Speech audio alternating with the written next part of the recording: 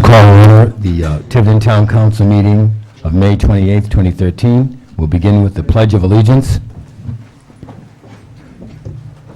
I pledge allegiance to the flag of the United States of America and to the republic for which it stands, one nation, under God, indivisible, with liberty and justice for all.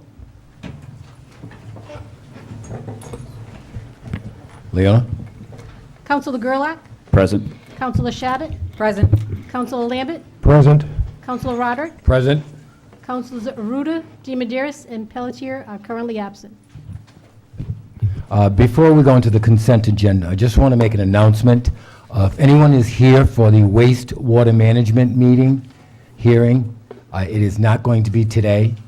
It's going to be rescheduled. We have it later in our agenda to reschedule, and it'll probably be June 17th. So just in case you're here for that, you can stay if you like. You're more than welcome. Okay, the consent agenda. Approval of minutes of the regular council meeting, May 13, 2013. Approval of executive session minutes, May 13, 2013. Receipt of minutes from the following boards and commissions: Board of Canvassers, Economic Development, Prevention Coalition, Wastewater Management, Historical Cemeteries Commission, Personnel Board. Correspondence, receive and file. Charlestown Town Council, resolution opposing H 5953 and S 815 regarding large-scale commercial production wind energy generators, wind turbines. South Kingston Town Council, resolution in support of S 836 and H 5935 related to street lights reform program. Town of North Kingstown, resolution opposing legislation related to renewable energy that does not comply with Rhode Island statewide planning and URI RESP guidelines. Town of Jamestown, related to the Constitution Amendment to include Rhode Island General Assembly under the Rhode Island Code of Ethics. Town of Situate, resolution opposing legislation to create the Ocean State Regional Water Authority. Distribution of department monthly reports for April, and approval of the tax assessor abatement. Are there any deletions? Mr. President, I would like to take CA3E out, please.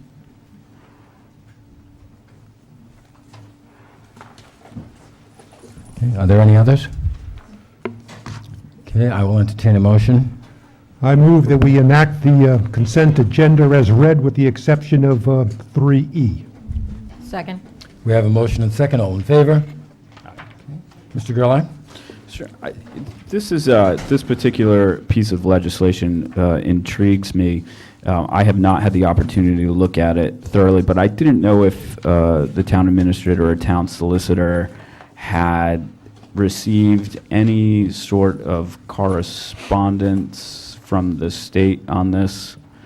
Anytime we're talking about creating a statewide water authority that might, usurp the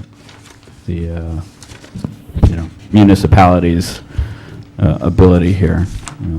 I was prepared to talk about A, B, C, or D. Not but A. E, I've heard nothing about. No. Okay. I will go off and do a little bit of research here. Well, again, I can tell you, I've only seen what I've seen in the paper. Okay. And it's been discussion in the legislature. Okay. Creating a statewide water district. So how that will fly will be interesting. Okay. All right. Thank you. Okay, so I'll entertain a motion to. Sure, I'll make a motion to accept consent agenda item 3E. Have a motion? Second. Second, all those in favor? Okay, Mr. Lambert, I would Mr. President, I would like to make a motion that we move items K2A and B relative to possible participation in federal lawsuit regarding Secundit River Bridge tolls to the open public forum for announcements, comments, and questions. And Move it to above it. above it, Before that.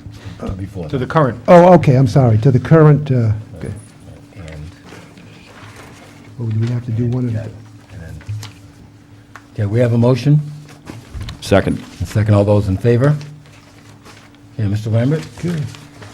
And I also move, with regards to the closed executive session, item number 2, Ray, possible litigation, Secundit River Bridge tolls, that it likewise be moved up And into the open session. and into the open session.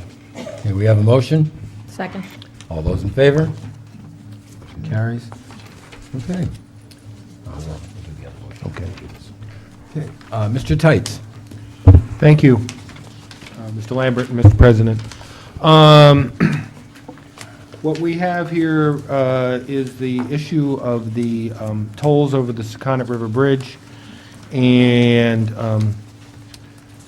the town of Tiverton the town of Portsmouth, as you know, has filed a lawsuit in the United States District Court against the Rhode Island Department of Transportation and the Federal Highway Administration, alleging that the collection of the tolls are illegal for a variety of reasons.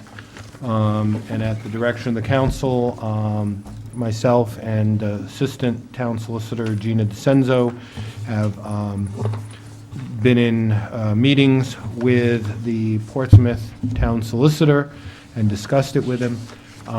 And we strongly urge that the town join the litigation.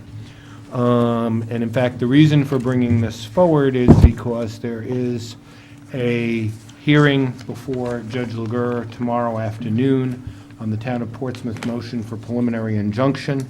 As you know, in the last week, the DOT, which often takes forever to get things done, seemed to be able to act with lightning speed in erecting the gantry for the toll collection items, and is going full speed ahead with trying to start collection by July 1. So Portsmouth has moved to get a temporary restraining order and preliminary injunction to prevent that from happening until the lawsuit is decided, and we would recommend that the town join in. I can tell you that the town of Bristol voted, the town council voted unanimously last Wednesday night to also join in the litigation.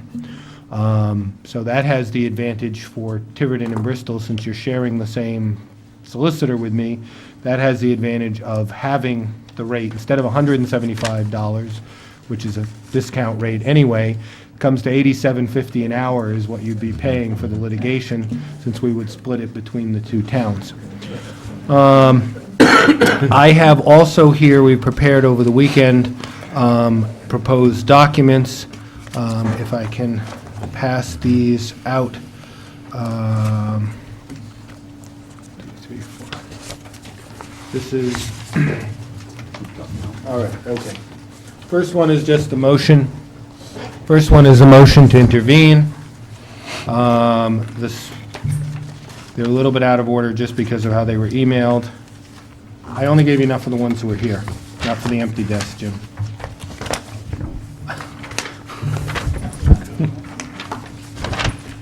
Next one is our memorandum in support of our motion.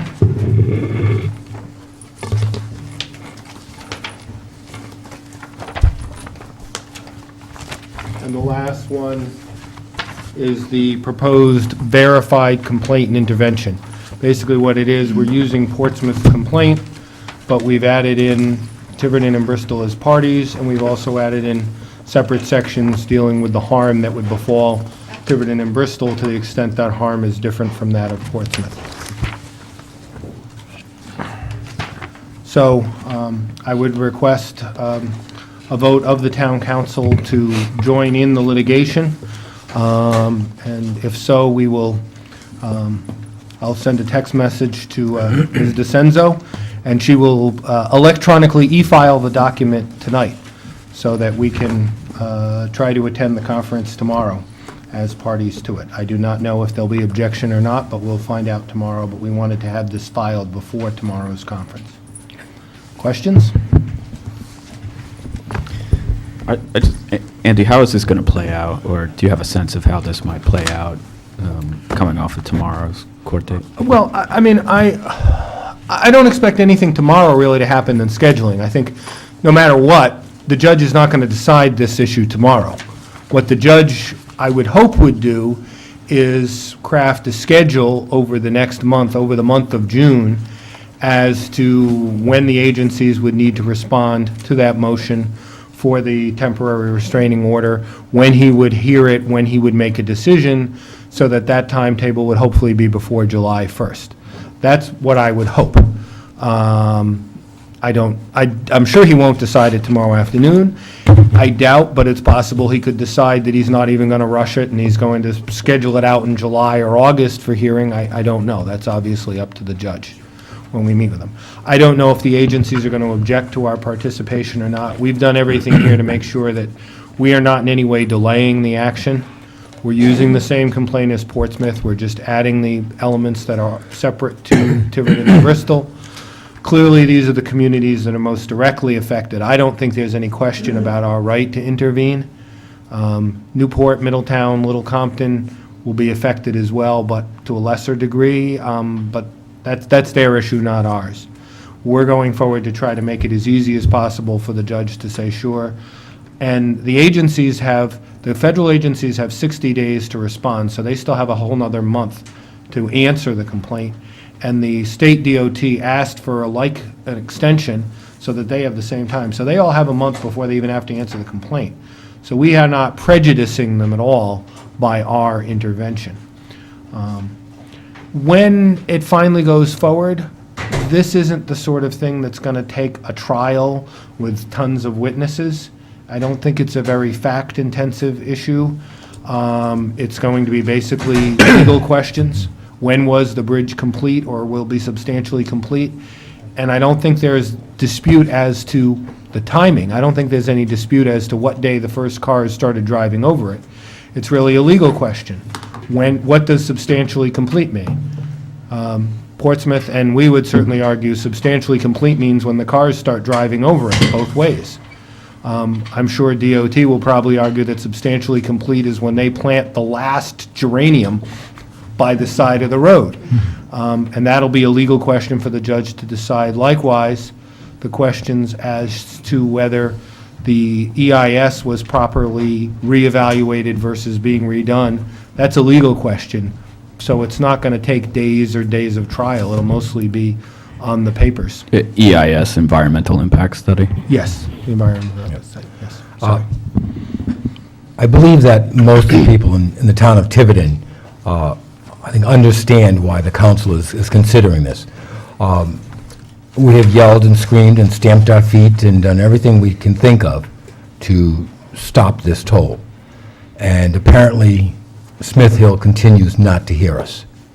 So, like our sister towns, so we're going to join in this lawsuit pending the vote of this council and let them know that Tiverton is opposed to this toll in any shape and form. And we need to move forward on this because, again, this is only the beginning of intervention from Smith Hill to try to dictate what happens here in our town and what the effects are. You know, literally, we are cut off from the rest of the state once that toll goes in. And apparently, they really don't care. But I think they're going to have to hear us, and I hope they hear us loud and clear, that Tiverton will not stand by quietly and let this go.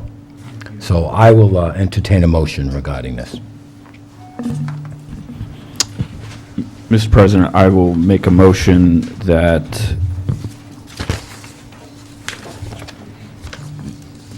the town, I would make a motion that the town of Tiverton join with the municipalities of Portsmouth and Bristol in filing, And joining the lawsuit. in joining the lawsuit against the Sakana River Bridge tolls. Thank you, Andy. Okay, we have a motion. Second? Any discussion? Just a quick question, because I just got here, I'm sorry. Just to summarize, we would be a named plaintiff in this case, is that? Yeah, we have asked the town of Bristol already voted on their meeting on Wednesday, and we would ask that both Bristol and Tiverton be allowed to intervene as parties in this. Okay. And, but we're essentially using the complaint that's already been drafted by Portsmouth so that we're in no way delaying the litigation.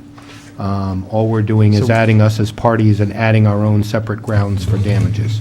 All the rest, we've left alone the same. Okay, so we would be, essentially be filing our own,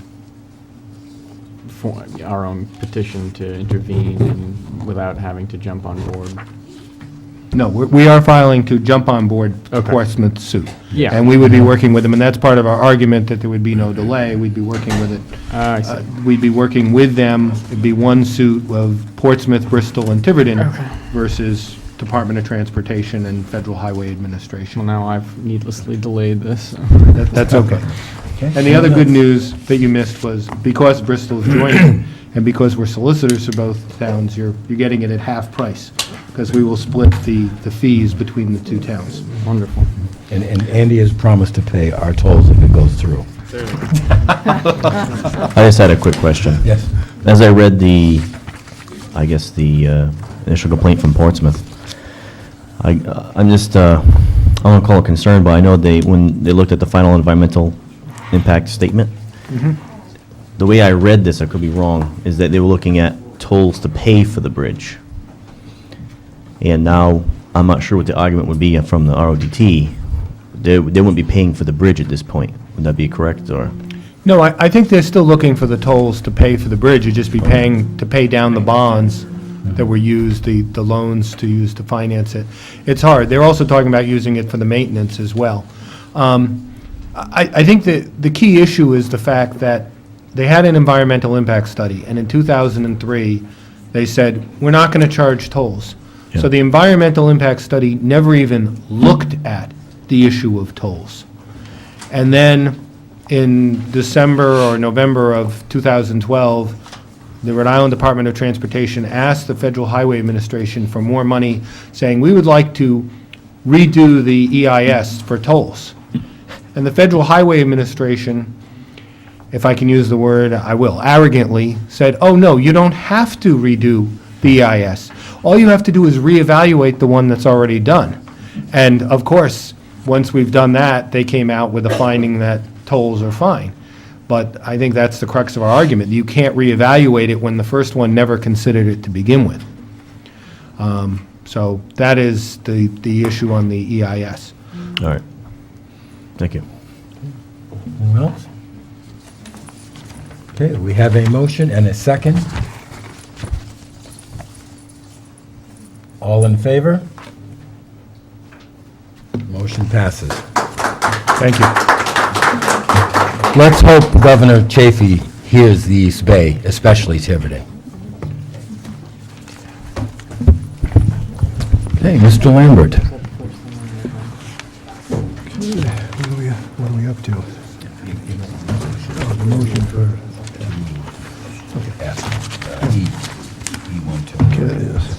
Mr. President, I'll make a motion to move from closed executive session items F. You're going to move item F, 1, 2, and 3. I mean, excuse me, E, 1, 2, and 3. I'm sorry. Items E under unfinished business 1, 2, and 3. Item 7. And from the executive session, item number 7. We have a motion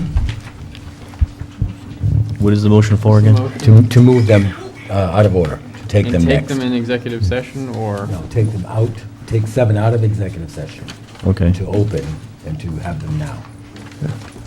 And we're moving up item E, 1, 2, and 3. E, 1, 2, and 3.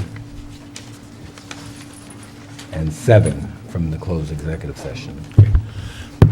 Okay. Assuming you have a second, may I just speak before you vote on it, please? No, I don't think anyone seconded it. No, that's it. Do I have a second? Second. Okay, we have a second. If I may, just, the taking it out of order obviously is totally up to you. There's no legal question on that. That's up to you when you want to take it. I just want to discuss the aspect of having,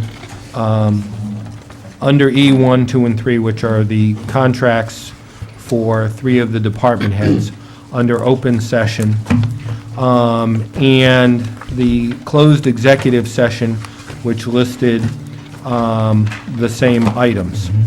And I wanted to just discuss it was my request to keep it there, both on the executive session and open as well, just to make clear. My understanding is that the individual department heads have indicated that they do want to exercise their right to have the discussion of the ratification of their contract in open session,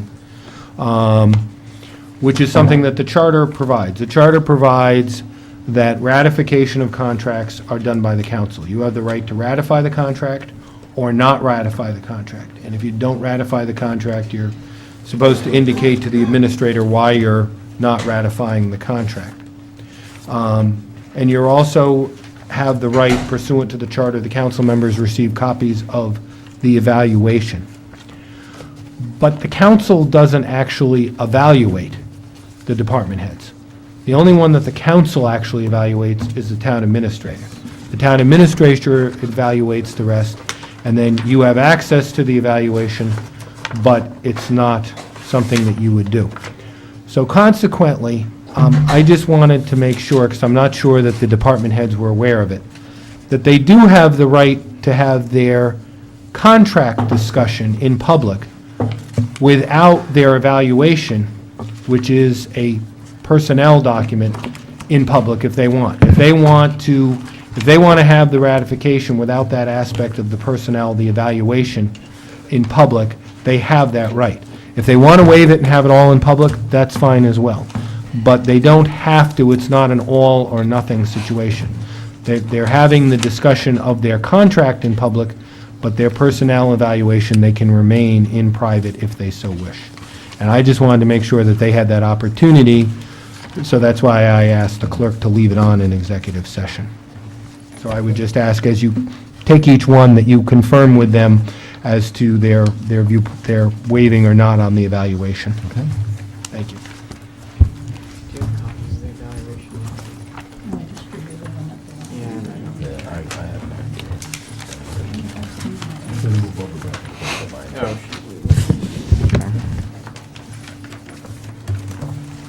He's going to be here tonight? Don't know. Okay. Town Administrator, begin with Tori Lynn McGowan.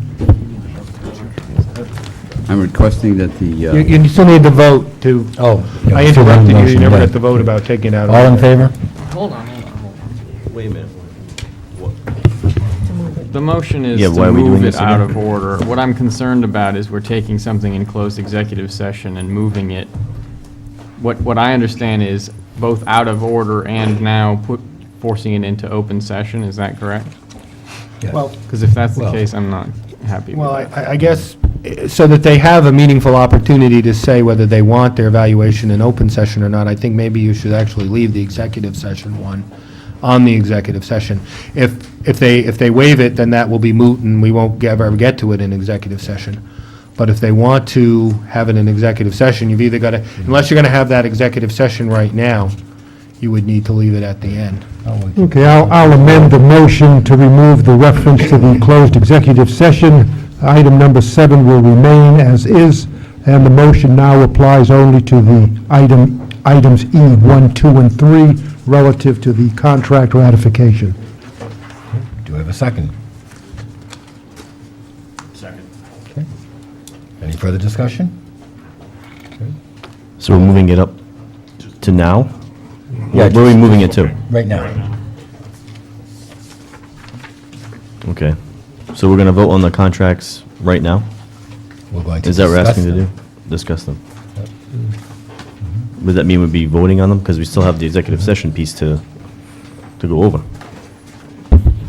You're only going to be dealing with an executive session if they indicate that they would want their evaluation discussed in executive session. All right. Then you would have to postpone the vote till then. And that's why we'll ask Okay. each one when we go forward. So we have a motion and a second. All those in favor? Opposed? Okay.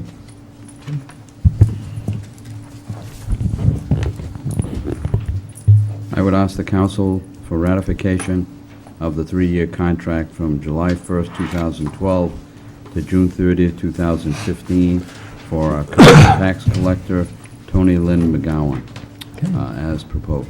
Okay. Hi. How are you? Thanks for coming back. As the town solicitor has indicated, you have the right to whether or not your evaluation is discussed out in open, and it's your choice. That's fine. That's fine to have it in open session, is what you're saying? Sure.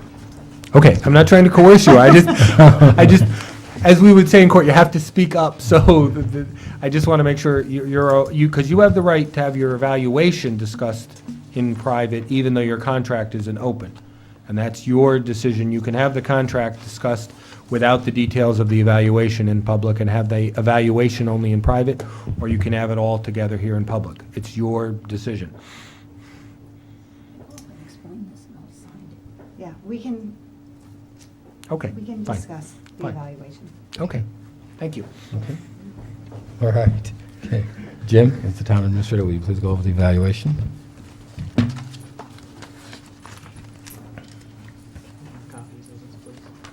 going to have to get it out of my executive session.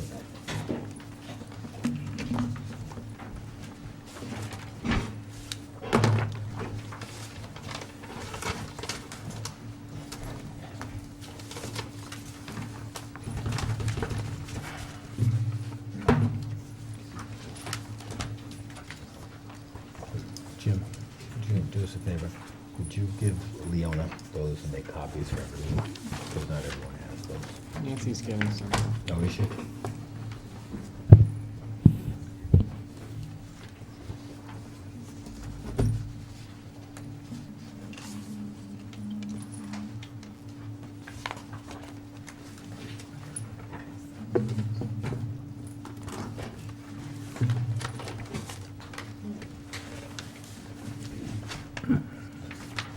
Sorry for the delay, just a little paperwork.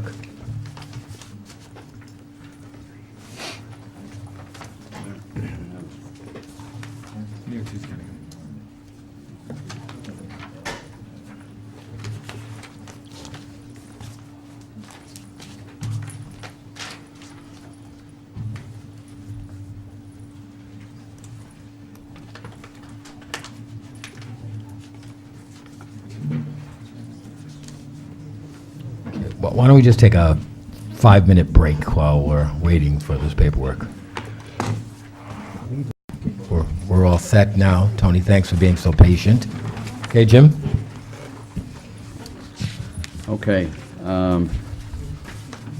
This is a standard model contract, and that the council approved for Tony Lynn, and it's from July 1st, 2012 to July 30, 2015.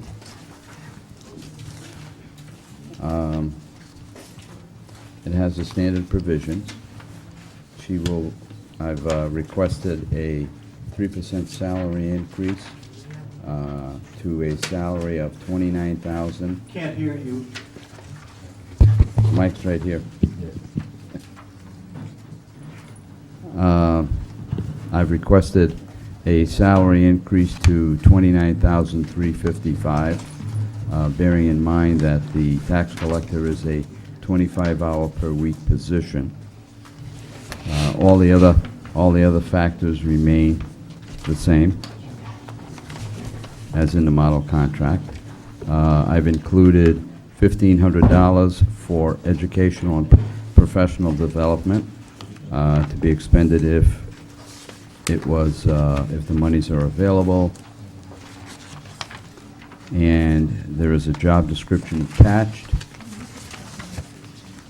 And then regarding the performance review, her attendance has been very good, and she devotes the necessary time, even though she's a 25-hour per week employee, she devotes the necessary time that it takes to get the job completed. She has a positive attitude and is enthusiastic toward her duties and responsibilities. She demonstrates initiative in collecting the taxes and for late filers. She has the knowledge that it takes to complete all the areas of her responsibility. Her communication is effective. She has no facility responsibility, and she manages her budget within the confines of the appropriation.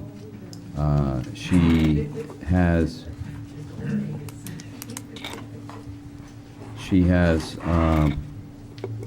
3 goals.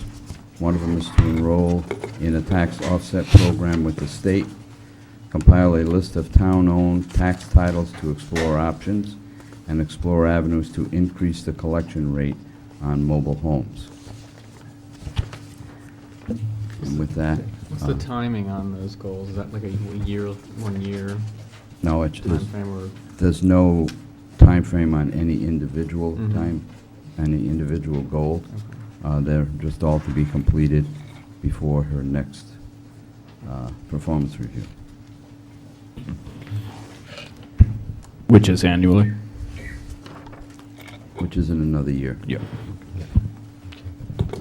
Okay, all right, Tony, you've read that, your Yes. evaluation, you agree with it? Yes, I do. Okay, and you agree with the contract? Yes, I do. Okay, everything good?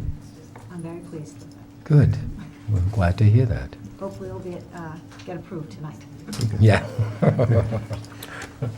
I just have a mechanics question, and I know we probably go over this every time this comes up, but when we ratify a contract and award a pay rise retroactively, how does that work, and how do we account for that? Is that money been was that money budgeted in the year prior, or are we using a future needs account for that? That money has been budgeted, and it was in the future needs account. Okay. And just to take that one step further, because these are being done in arrears, Mm-hmm. I would assume that the next salary increase would be at their anniversary date, and that has been accounted for in the future needs budget for next year. Right.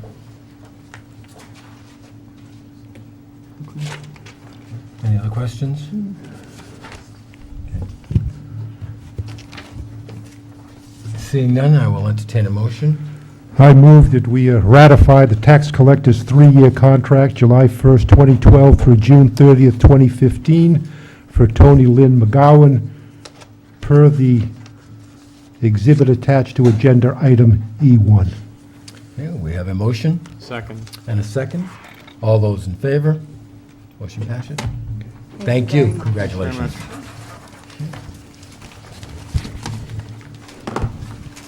Okay, Town Administrator. Chief Robert Lloyd, ratification of his 3-year contract from January 4th, 2013 to January 3rd, 2016. Hello, Chief. Good evening. I will ask you the same question. Do you understand that you can have your performance review done in executive session if you so choose? Or you can waive that and have it here out in the open? I have no problem waiving it, have it here in open session. Okay. Hey, Jim? Okay. This contract will become effective January 4th, 2013 for a 3-year period. His duties, and it's, once again, it's a standard contract that the council has approved, and all the items are as approved in the model contract. Now, the fire chief's position description, job requirements is also attached. And then his performance review. The chief is here whenever he needs to be here. Of course, he's here during normal working hours. But then, if there are any calls that are necessary of any significance, he returns to town and tends to his duties. His attendance is very good. It's unusual. His attitude is positive. He takes his responsibilities very seriously, okay, and performs them to the best of his ability. His knowledge in the fire rescue and emergency management operations are commendable. I can vouch for that, I was there. He does, and that's in an emergency, with the emergency management situation during hurricanes or snowstorms, as we've had lately. He does a good job in managing his budget, even with the obstacles of minimum manning, injuries that take people off the job, and he's got to somehow manage the finances to come in within budget, and he's done a good job at that so far. He has 4 goals. One of them is, the first one is to establish and conduct officer training. The second, to continue the reduction of paper usage, encourage members to seek higher education, and develop a daily pre-planned training. And at this point, I would request that the council approve the recommended contract. Chief Lloyd, you've read the appraisal and the contract, and you're in agreement? Yes, I am. Okay, any issues, problems? No, sir. Thank you, good. All right, then I will entertain a motion. I move that we ratify the fire chief 3-year contract, January 4, 2013 through January 3, 2016, for Chief Robert Lloyd, per the attachment to item E2 of the agenda. We have a motion? Second. A second, all those in Just- favor? Just Oh, one, discussion. just one comment that Ms. Gonsolin hadn't mentioned is that this agreement supersedes all previous agreements, since there has been a contract in place, in force, and that this would supersede that. Thank you. We have a motion and second, all those in favor? Thank you, Chief, Thank congratulations. you.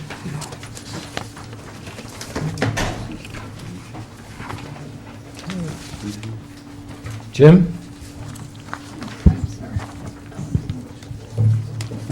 The next one is the contract for ratification would be for Steve Bellucci. Once again, a 3-year contract from January 7th, 2013 to January 6th, 2016. Good evening. Good evening. Okay, I will pose the same thing to you. You have the right to have your appraisal done by an executive session if you choose, or you can waive that and have it done in open. Yep, I'll waive that right and have it in public. Okay. session. Yep. Thank you. Jim? All right, the contract is, as I indicated, for 3 years. It, again, is the standard contract with a salary of $82,400 for the first year, which represents a 3% salary increase.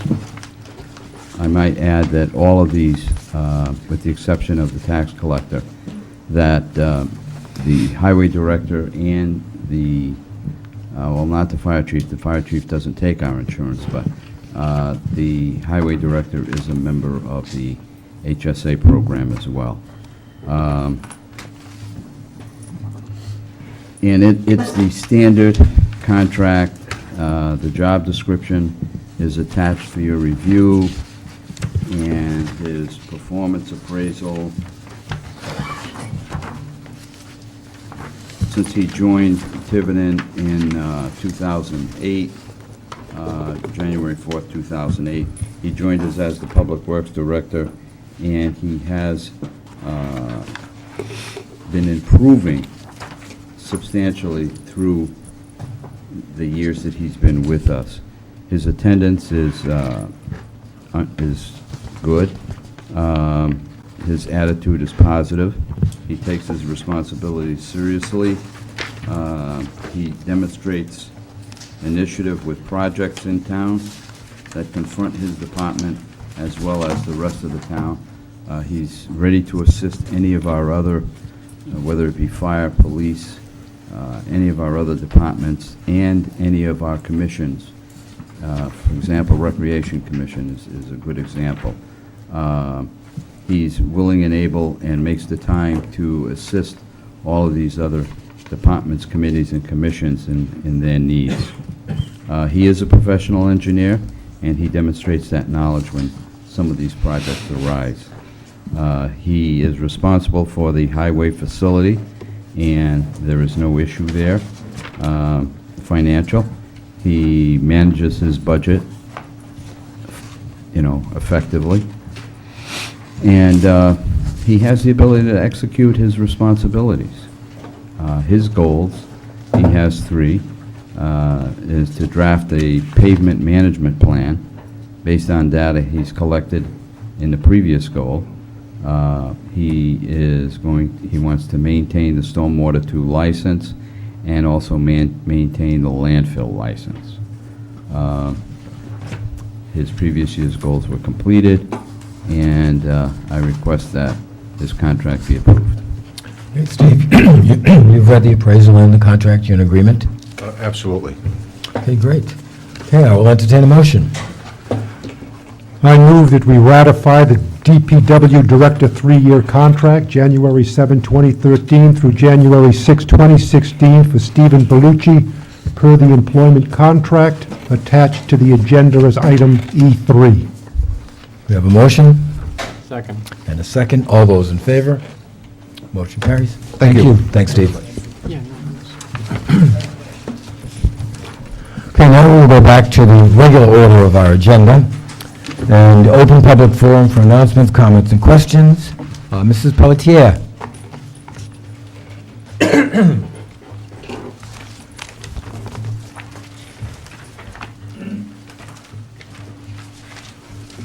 Hi, good evening. During the last few sessions of the town council, the leash laws and the dog walking and the dog park have all come into the public view. And the patch, I suppose, is being reflective of somewhat the public opinion of the town or whatever, since it's one of the few informative media that we have. There's both pro and con. So I would actually like to take the opportunity to just clarify a few items. I think that the issue of a dog park has actually been going on for at least 10 years. We've been trying to get one going, and it's becoming more and more the norm for communities to have dog parks, or a place for people to walk their dogs, since not everyone in a community accesses the resources of the community in an equal way. For instance, some elderly people go to the elderly center, some elderly people would like to walk their dogs in a dog park or in a safe environment, and I think we have to take all of this into consideration and serve everyone's needs. And we have a golden opportunity now, after some rumors that I heard, and I forgot from whom actually. The DOT wants to give a little perk here and there maybe to the town. So I called the DOT and asked if they would help with the dog park, because essentially a dog park should be located somewhere where the barking of dogs wouldn't interfere in a residential area, and where there is parking that would not cost us a whole lot to maintain. And all of these perks, if you can understand and do the reasonings, I think make sense. So I received a call back from the State Property Committee, and they would entertain helping us with utilizing the back of the commuter lot, where there is that empty space, which actually is in a great location. Very little would have to be done to it, because there's very little big foliage or anything. There is a couple of stands of birches which can be trimmed back and used for shade for the area. But I think we should move on it, since right now there is sort of a tacit offer, at least with help and with the help of all of you and Mr. Gonzalo, maybe. And they did indicate that a request would have to be made, not through placing pause, but through the town officially. So hence, I'm pleading with you, please help. I think that we could enhance the status of the town with all of that and just satisfy the needs of some people. This is actually, and I have enough copies for all of you, somewhat of the history and the needs for it, and I hope you would read it. And I do believe one should have all of these things out in public. And I have taken pictures, and I think all of them do have pictures attached in the back. But if you go look at the site, I think it's an ideal site that we can toenail with and maybe use, because I think it's a controversial thing to have people. There are too many people that don't want the dogs walking on the track. And I think it would be a great solution, win-win for everybody. We would have a dog park for the dog people. Placing Paws, as a matter of fact, in an attempt to help with that, has installed these poop stations, 5 of them, and we spend about $1,000 a year having the waste collected, which keeps it off the road. And as Recreation Commission, was it the lady who said that it's actually deemed toxic waste, so we have lots and lots less toxic waste courtesy of those things. But I do hope that, you do keep that in mind, and things don't just happen. I think you have to must and want to make them happen. And I think if we all work at it and hopefully are on the same page, we can make it happen and have a dedication to a dog park. And as I indicated, Placing Paws would be most happy to help collect money, seek additional funds for maybe whatever they need at whatever's needed at a dog park. And I do have a whole list, a wish list that you could drool over, actually. And we're a 501c3, so we're tax deductible, and it's just out there, the information. Thank you. Thank you, Mrs. Pelletier. If I'm not sure whether she identified the location exactly. In the back, there's about an acre and a half in back of Right. the park and ride, Right. and nothing seems to be happening there. And I did get a printout from and I think you were with me.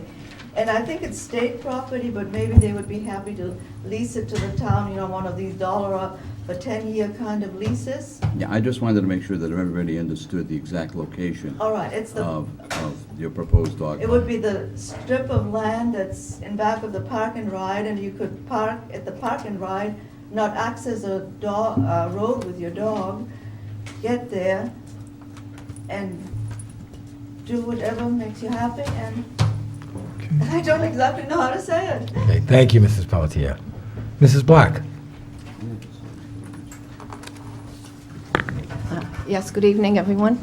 I'd just like to take this opportunity to thank the Budget Committee for coming out every Thursday night from January on this cold, hot winter, and for the town clerk, the town treasurer, the town council for meeting on Saturday, and the school department for coming to all sit together and work on a budget and compromise and debate and come up with a budget that I think was reasonable and fair for the needs of our town and the taxpayers. So thank you to everyone.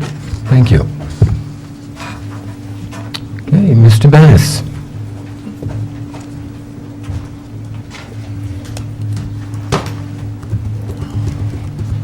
Yes, thank you. I was going to ask the council to approve joining the Portsmouth suit, but now I see that's no longer necessary. What I would like to state is that despite the fact that the tolls would have a devastating effect on the economy of the area, what has not been brought properly to the forefront is investigation that there is a significant possibility that the tolls could cause a combined loss of state taxes that exceed the amount collected by the tolls themselves. I would also like to indicate that I have a complete file of all the local articles on the Secundit Bridge toll that comprises more than 130 articles and letters that I can provide to the town council and/or the town solicitor. I also have complete DVDs of the Portsmouth and Tiverton toll hearings of December 3rd and 4th, 2012, and a DVD of the Rhode Island House Finance Committee hearing on a proposed tolls that was held on April 25th, 2013. I can provide the council or Mr. Tights with copies of these DVDs if they can be of any assistance. In fact, I have a copy of the actual hearing on April 25th that I can give him right now. What I'm really looking for is who's got tapes of the meetings in 2003. No, sorry, I don't have those. Would you like copies of the tapes from 2012? I don't. December? I think we're okay with it. We're pretty much on the written document. We're dealing with it at this point, but I will let you know if we do need it. Thank you. I think there's possibly some very interesting information there where Mr. Lewis made statements, such as the fact that 17 of the $19 million that they plan on collecting for the tolls would be for the other 3 bridges, and that the DOT would actually save $2 million by giving the bridge to the Rhode Island Bridge and Turnpike Authority. So that essentially 19 million of the total 19 million is going to go to other bridges. It is not for the maintenance of the Secundit Bridge. I'll take it. No problem. Thank you, Roger. You're welcome.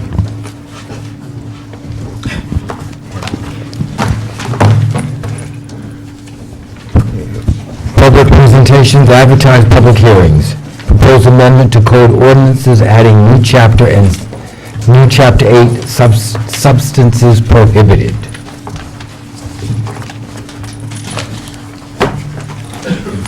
Mr. Tights? I'm going to defer to the police chief on this initially. Okay.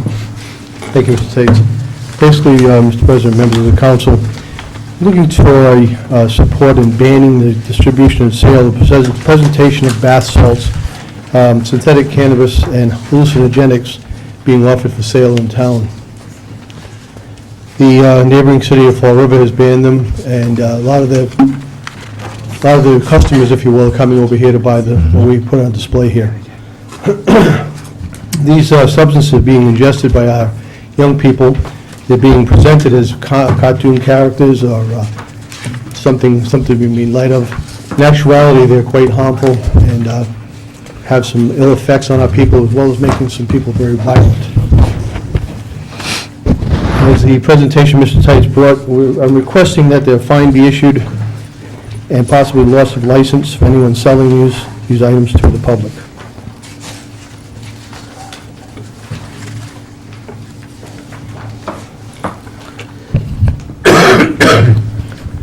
Sir. Mr. President, I did have one question. I can't even pronounce the illegal chemical product names. Believe me, no one could. But is this essentially the same list? Is this the same list that was adopted by ordinance in Fall River? It's basically the same list. It's actually some of the lists that's actually going before the legislature currently.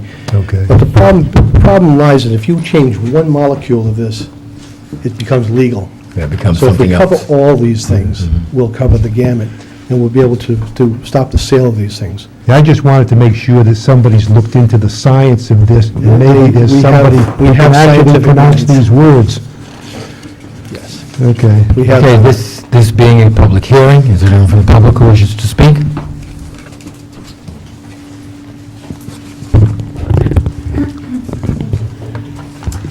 I'm Rebecca Elwell. I'm the coordinator I'm sorry, could you say your name again, please? Rebecca Elwell, Okay. the coordinator of the Tiverton Prevention Coalition. And I wanted to thank the chief for bringing this issue before the council. It is a really serious issue to deal with. And as the chief indicated, legislation has been put forth before the General Assembly. We don't know yet how they're going to vote this year. These substances have been banned at the federal level. Unfortunately, also, as the chief indicated, changing one little molecule, changing the chemical composition of these products sort of creates the loophole for the manufacturers to recreate them, distribute them, and get them to the retailers. They're oftentimes sold in mom and pop shops rather than in the larger gas stations or convenience stores such as Cumberland Farms and Hess. They choose to stay away from them. You're more likely to find them in a personally owned one shop kind of a deal. What's so important to understand about them is that although they're called synthetic marijuana or synthetic cathinones, which are more like a methamphetamine product, they're really not drugs at all. They're chemicals and they're poison.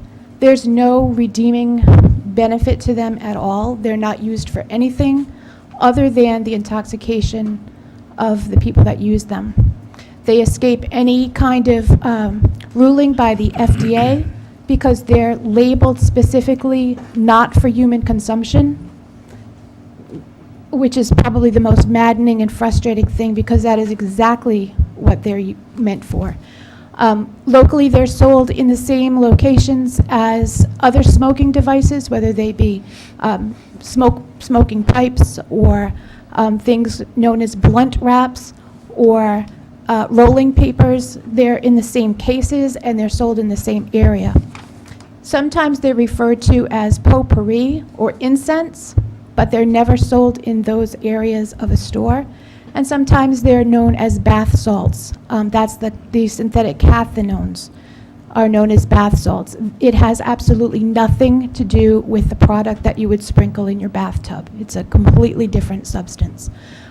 So given all that information, what the ordinance proposes and why I am in particular favor of it is that it keeps the poison out of the hands of our young people.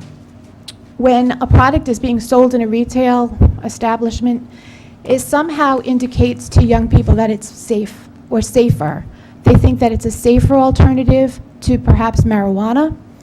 It's sold and it's legal, so again, the perception is that it must be safe and okay. It is absolutely not. No more than we would want a child to ingest any of the poisons that are sold in the cleaning aisle. We don't want them ingesting this. It's marketed, as the chief said, with cartoon character packaging, fun names. You'll hear K2 and Spice. You'll also hear, those are names of the product. Scooby Snacks. The colors on the packaging are very appealing, just as if you were going to market a candy bar or gum or something else eye-catching for a young person. That's how they're being packaged and marketed. I do have some of the most recent information, and I'll leave it to pass. There are two sections of it. It's from the National Institute of Drug Abuse. It kind of gives a more in-depth description of what these products are and how they're used. The serious nature of the product is that they can ultimately cause death. They can cause psychosis in users. It's very easy to overdose. And unfortunately, because they're not a recognized drug and the chemical compounds keep changing, young people who end up in the emergency room for serious side effects, the treatment is often delayed because there's no test for the substance. So unless a person comes in with someone who knows exactly what they took, doctors or first responders are at a loss to how to treat or help an individual. So some of the side effects and some of the most dangerous outcomes are for those people who have overdosed or have had a bad experience and no one knows how to treat them. So that's a piece to be concerned with. The chemicals that are in these are not meant for human consumption, so the body has no way to process them. It can cause liver and kidney failure, as well as certainly any damage that it would do to the brain. So I'd like to pass these to you.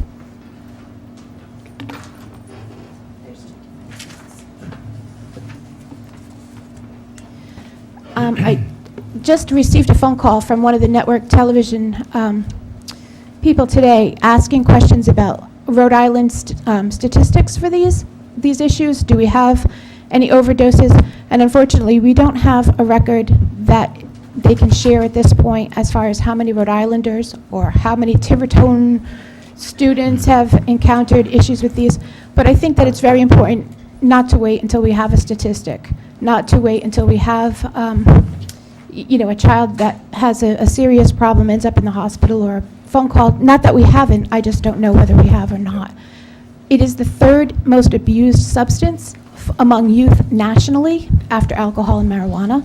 And I think that because Tiverton and Rhode Island are not that much different than the rest of the country, I would my guess is that that would translate and generalize to Tiverton as well. These are highly used substances. Thank you.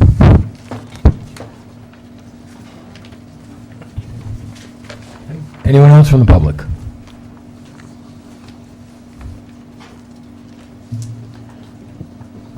I'd just like to thank Rebecca for all her work. She did a lot of legwork on that, obviously, so thank you, Rebecca.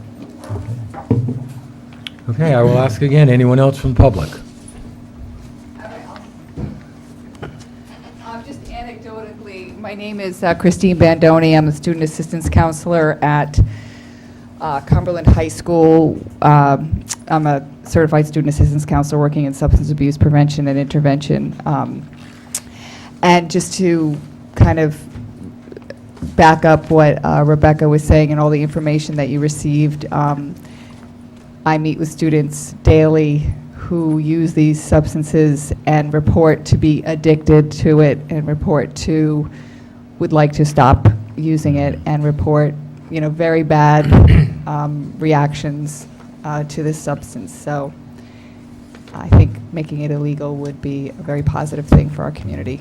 Thanks. Okay, thank you. Anyone else from the public?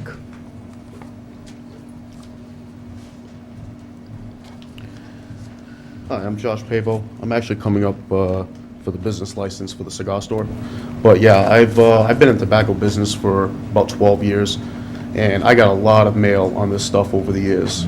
So I did a little bit of research to it, and what she says is absolutely right.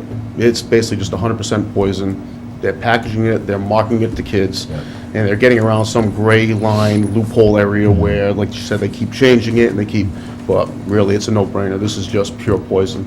It's, just figured I should share that because I have done a little bit of research on it in the past, so. Thank you. Okay. I'll ask again. Anyone else from the public? Seeing none? Councilors? Mr. President, I have two or three questions here, and I'm not too sure who the best to answer those are. I guess my first question is, if and when this ordinance passes, what is the plan to communicate to local businesses that this is now in effect before enforcement begins? Like any law, there would not be ex post facto. We'd actually go to each business and let them know they're going to go in a specific date whenever the council decided they want to implement this. And they'd be properly notified. And actually, there would be some type of grace period, of course, and then it would go through progressive steps as well. If necessary, there'd be a warning, if necessary, and if they didn't heed that, then we'd progress to legal misdemeanor charges against that person. Sure.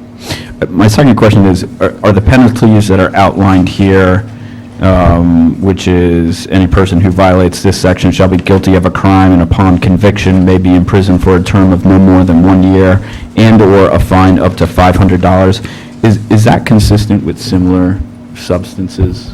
I'm not well versed on that. Can I answer that? What we're doing here is, there are, in fact, I mean, federal violation, you can go to prison for 20 years for this stuff. Sure. Which we are not dealing with. What we're dealing mainly with is display and selling it and so forth. We don't have the authority to make 20-year felony convictions in our ordinances. The most we have are misdemeanors. So the most we've got the authority to do this fine is $500 and up to a year in prison as a misdemeanor. We don't have the authority to go any further with this. I think, as the chief has indicated, what we're trying to do here is not so much arrest the people. I mean, there will still be that in the possession issue. What we're trying to do is choke off the supply of it. Sure. Which, I mean, I think may have more of an effect. It's ironic, but I mean, you know, as you've heard, it's more likely to be the small shopkeepers and so forth. This will have hopefully more of the effect that they could lose their license to do business. That's what we're really looking for, as well as the misdemeanor stuff, the $500 and the 1 year, and the licensing is really what we're meant to do here, to stop that supply, stop that sale of it. That's a perfect segue to my last question, which was, are there any limit on the number of violations before a larger penalty, such as the loss of a business license, takes place? No. And if so, how is that like? No, what it would be is, you would have to have a show cause hearing. Okay. Where you held a hearing to say, you've been charged with this, and the police will present the evidence and so forth, and it'd be kind of like, I was going to say, but you're obviously the newer members of the council, like a liquor license, it's the same thing. Show cause why we should not remove your license. And, they may have good reasons why they didn't. It was a first offense, they didn't know, it wasn't something they stocked, someone brought it in and was selling it privately, it wasn't the store. There may be those things.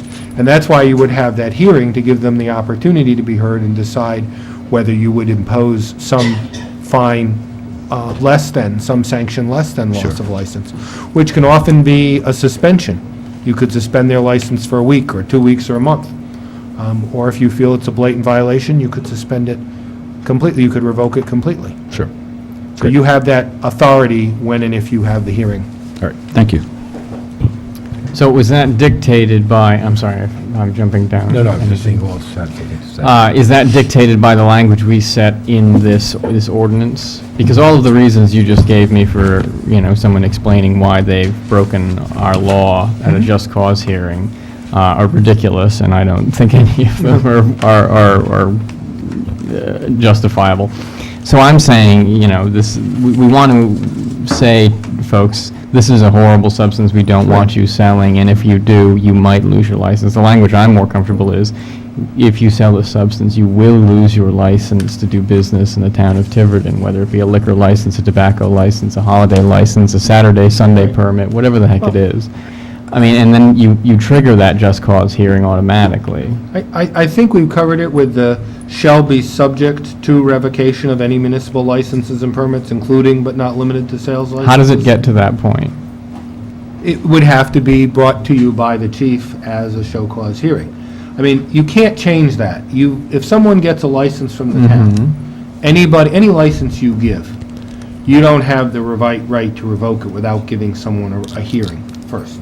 Whether it be a holiday sales license, a fireworks sales, a liquor license, any license, they have to have that hearing. So you can't say, shall be revoked, because then you take away, if you say it shall be revoked automatically, you're taking away the value of the hearing. You Because presume you the have no outcome before the discretion. hearing. Yep. So you have to have that discretion as part of it.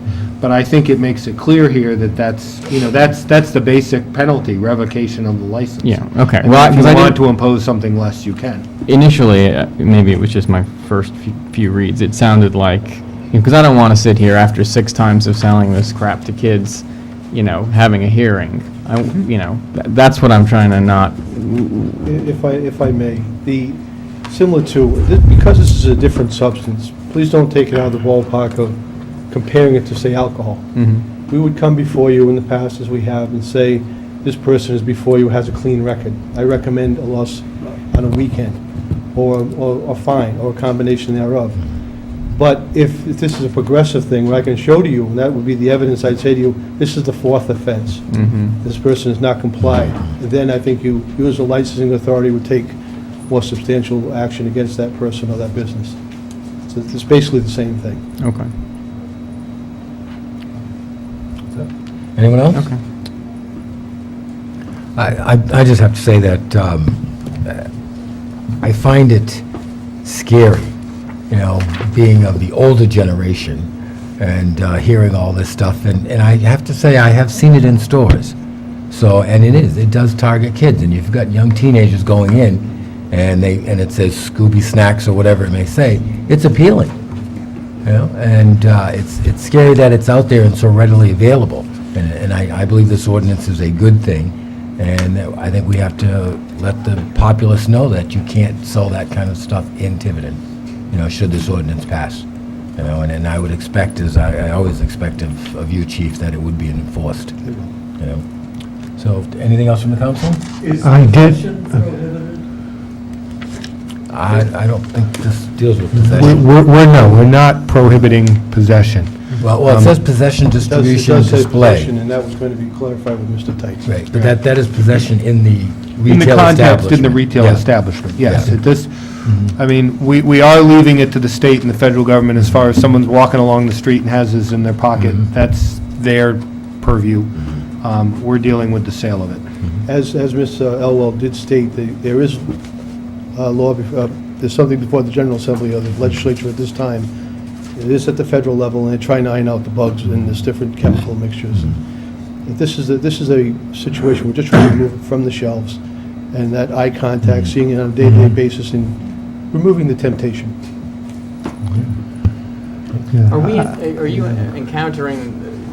Are you encountering shopkeepers that are I don't know what the word is, but unaware of what they're dealing with? Or, I mean, I cannot, this discussion kind of gets me a little anxious. I can tell you I have firsthand knowledge of a shop owner in a neighboring community who refers their people to come here because they're no longer allowed to sell it.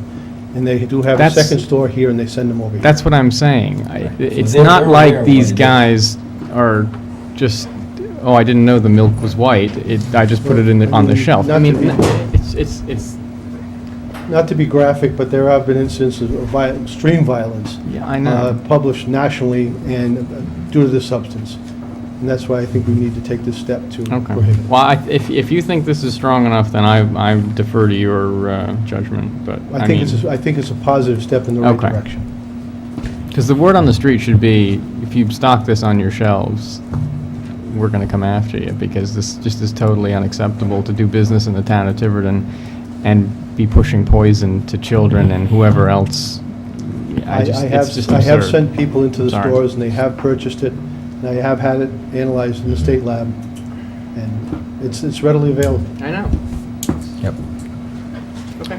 Anything else? Well, I did have one question of Mr. Tights. As part of a motion, would we have to come up with a date for implementation of the ordinance? No, the general rule, your ordinances are effective upon passage. Okay. So, as indicated, it's not, the chief isn't going to go cite anybody, arrest anybody tomorrow morning, but he can go out tomorrow morning and tell them to, this is the law, take it off the shelves. Well, I know the chief would use discretion in getting this word out there, but I just wanted to make sure we didn't have to come up with the date. No. It'll all be documented that everyone was given ample warning. It will be part of the documentation. Okay. And if the state, if the state doesn't move forward by the end of the legislative session, we'll probably be back here in, August with something on regular possession as well. Thank you very much for your time. All right. Thank you, Chief. Anything else from the council? If not, I will entertain a motion. I'll move that we approve the amendment to the Code of Ordinances, Chapter 8, Substances Prohibited, as attached to our packet in B1. B1. We have a motion. Need anything more than that, Andrew? Second. And a second. All those in favor? Aye. Motion carries.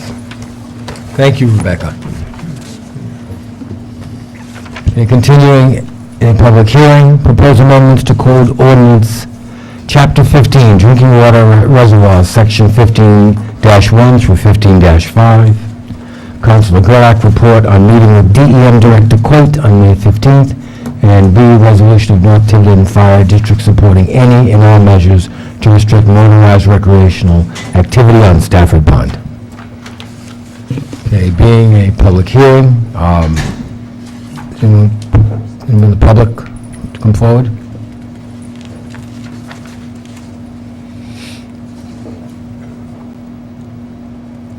Anyone from the public? Anyone from the public? Hey, Mr. Gerlach. Thank you, Mr. President. I appreciate the opportunity to update the council on this important initiative. So just a quick update on the continuing efforts to try and work with the DEM to develop some sort of Stafford Pond management plan. I think most folks know that the meeting on May 15th was aimed at engaging DEM Director Coit directly in these discussions. I think most folks know that there were 2 working sessions held prior to the meeting on the 15th. Those working sessions were attended by myself, Tricia Hilton from the Conservation Commission, Kathy Sparks from DEM, and Liz Scott from DEM's Office of Water Quality. So just real quick, some things about the meeting. So I know a lot of folks might be interested in who actually attended the meeting on the 15th. From the town of Tiverton, it was myself, Tom Ramatowski, who's chair of the Conservation Commission, Tricia Hilton, again from the Conservation Commission. We had Carl Destremps and Frank Raposa from the Stonebridge Fire District joining us from the town as well. And then from the DEM, we had Director Coit, we had Kathy Sparks, and Liz Scott, as I mentioned before. We had Steve Hall, who is from the DEM Law Enforcement Division, and we had Clay Commons, who is from the Department of Health, and then we had Senator Walter Felag joining us as well. So overall, I would characterize the meeting as a good discussion. It was a civil discussion, a heck of a lot better than our first meeting some months back in February.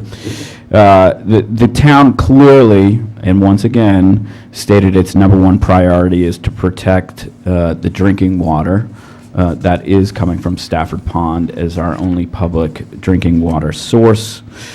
We continue to argue for a number of positions here. Specifically that increased recreational use and boating traffic via a DEM-sponsored fishing tournaments and the lifting of the 10 horsepower engine limit for those tournaments and related activities that encourage increased recreational usage pose the following risks. 1, continued degradation of water quality via increased levels of phosphorus, compromised boating safety, and the increased potential for an accident of a catastrophic nature that would render the drinking water undrinkable, and then the increased potential for additional invasive species. We continue to argue that the water quality data that is captured by URI, has shown us that we believe that there has been a degradation in the water quality since 2008, especially in the rise of total phosphorus levels. Understanding all of the remediation efforts that the town has undertaken, both with Aruta's Dairy Farm and the landowners within the Stafford Pond watershed, we believe that there's strong potential correlation between such negative trending of the phosphorus levels, increased phosphorus levels, and the introduction of the DEM-sponsored fishing tournaments and the lifting of the 10 horsepower engine restrictions for those tournaments.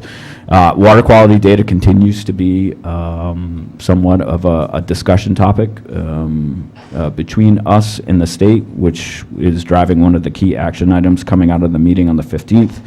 And the other important point to remember is, I don't think anyone from Stonebridge is here, but frankly, Stonebridge is not in any kind of position to assume the costs to fund any kind of capital projects to upgrade the water treatment facilities or, God forbid, any kind of remediation costs from some sort of catastrophic accident that would render Stafford Pond's drinking water undrinkable.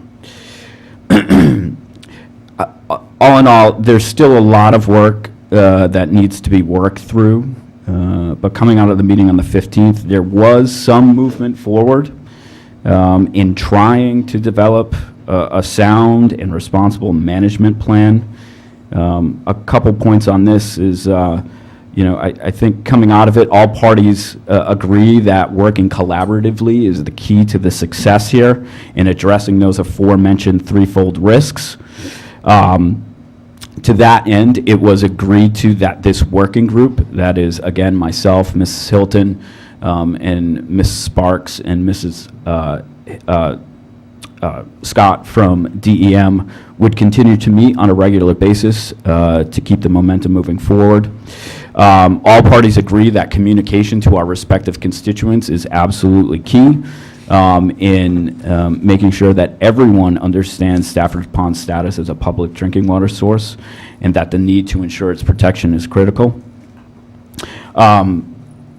So, in brief, the working group will continue to move forward. on immediate action items coming out of the meeting on the 15th. Those action items are as follows. Again, we're going to schedule ongoing working group sessions. We're going to have a couple specific meetings. The first will be with a gentleman by the name of Ken Wagner, who is actually, he was the original author of the limnological study on Stafford Pond from some years back. He's a recognized expert in the field of water quality and basically, literally and figuratively wrote the book on Stafford Pond. We are looking to engage him to help us expand water quality testing, focusing in on both pre and post-tournament testing so that we can try to zero in on what impact the boats from the tournament might be having on the pond. It appears that Stonebridge Fire District has offered to pay for that additional water quality testing that's going to go before a Stonebridge Fire District board vote in the next couple of weeks.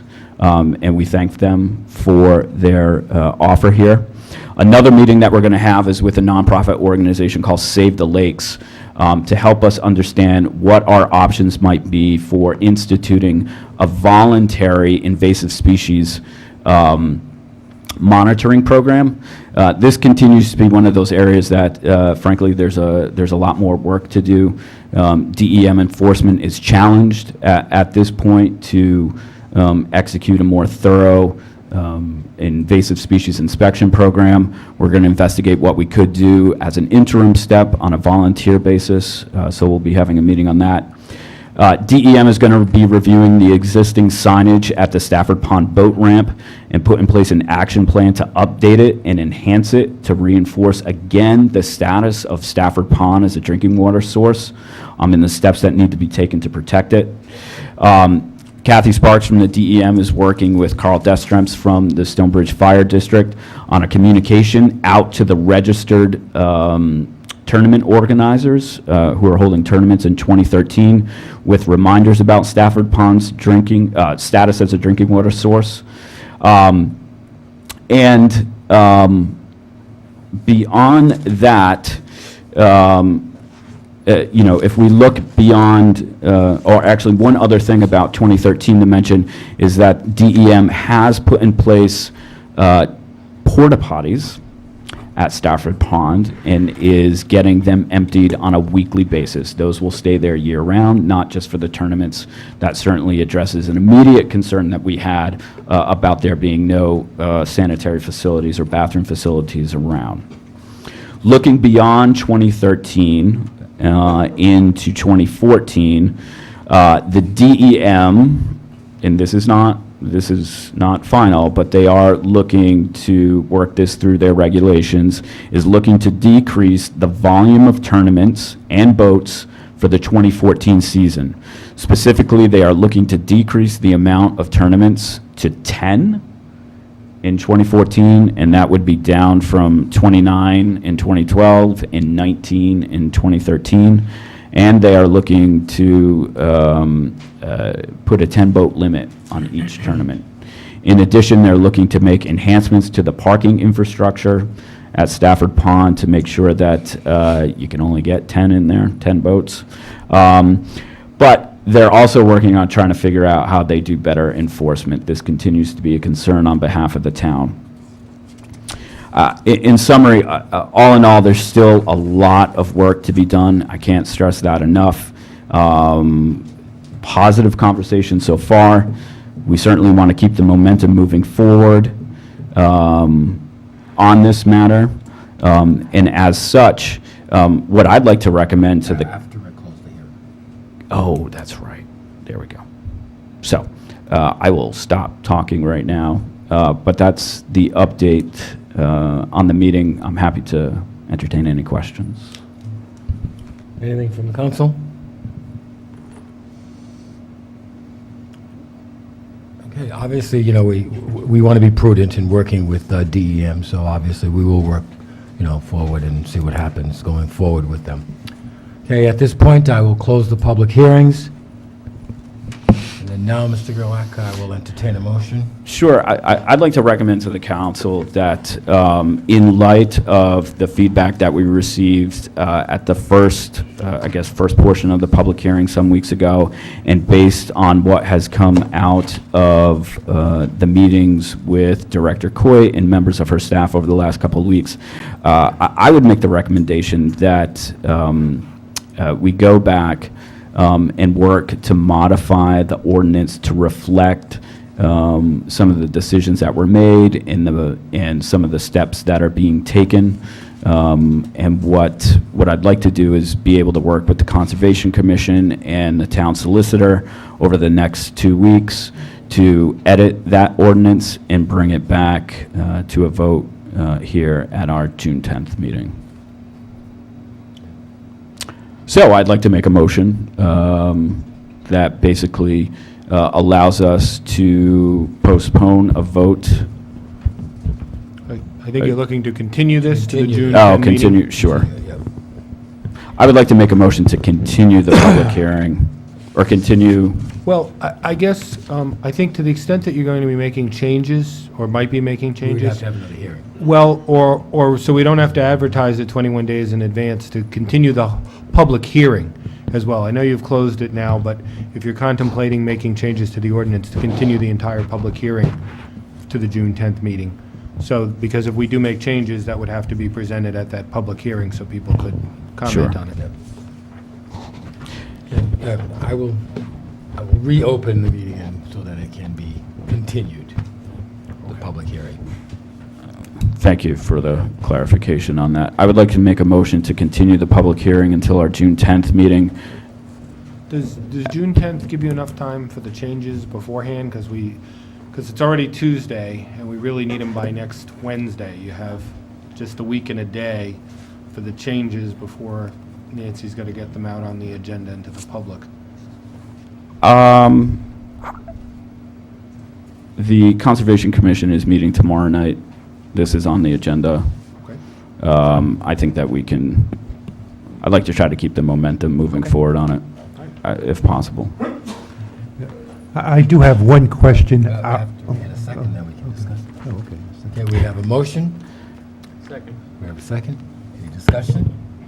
My only question was whether or not we're also running this by DEM so that they know what we're doing. And as I suggested to Mr. Gerlach, we're really not asking very much from DEM, because if you get the Herald News, you probably read in the Fall River Herald News this past week that for the last 10 years, eagles have been settling in North Watuppa Pond. We're never going to be at that point, I'm sure, at Stafford Pond, but it does suggest that the improvements we're making at this point are incremental, and hopefully we have the full cooperation of DEM. Okay, the only thing I would like to add is that I firmly believe in working with DEM, but this is not going to be an ongoing situation that we're going to keep placating and placating and placating. At some point, we are going to have to determine what is best in interest for the town of Tiverton. Absolutely. And I think that, the ordinance is a step in the right direction.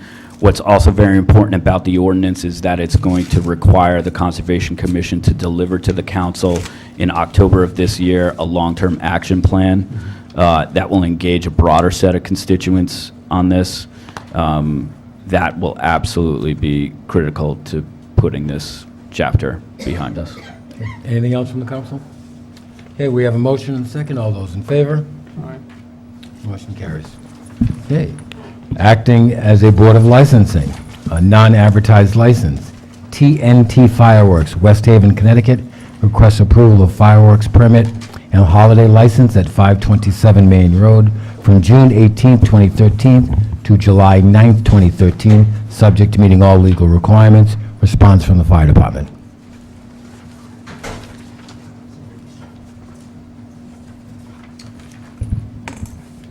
Mr. President, once before this has come up, and I had made an error last week, we still have been trying to get in touch with 527 Main Road to get in to inspect the property. Right now, we have four licenses that have come forward. We're aware that there is a lot more being sold in town that we have not. At this point, I would recommend that we would approve it, but it still would be pending us getting in to be able to do an inspection of the property. Well, it'll be subject to all meeting all the Yes, sir. legal requirements. Okay. Is there anyone here from TNT?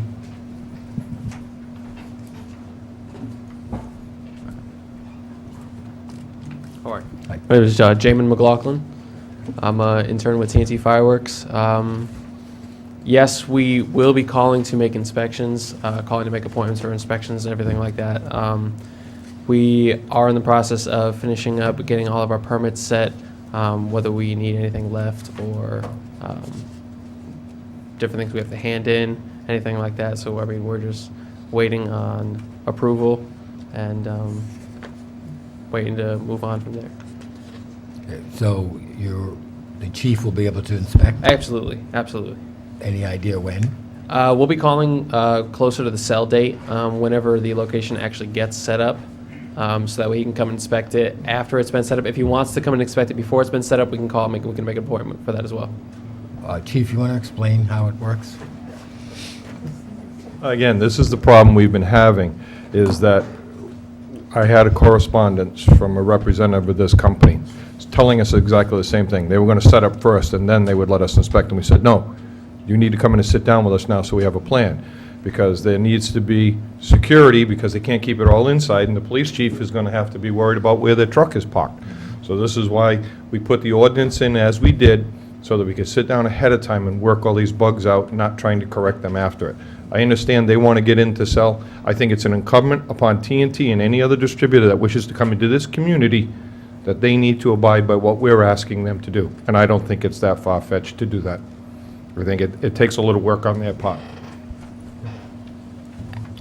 So, All right, we will be cooperative with anything you guys need us to do.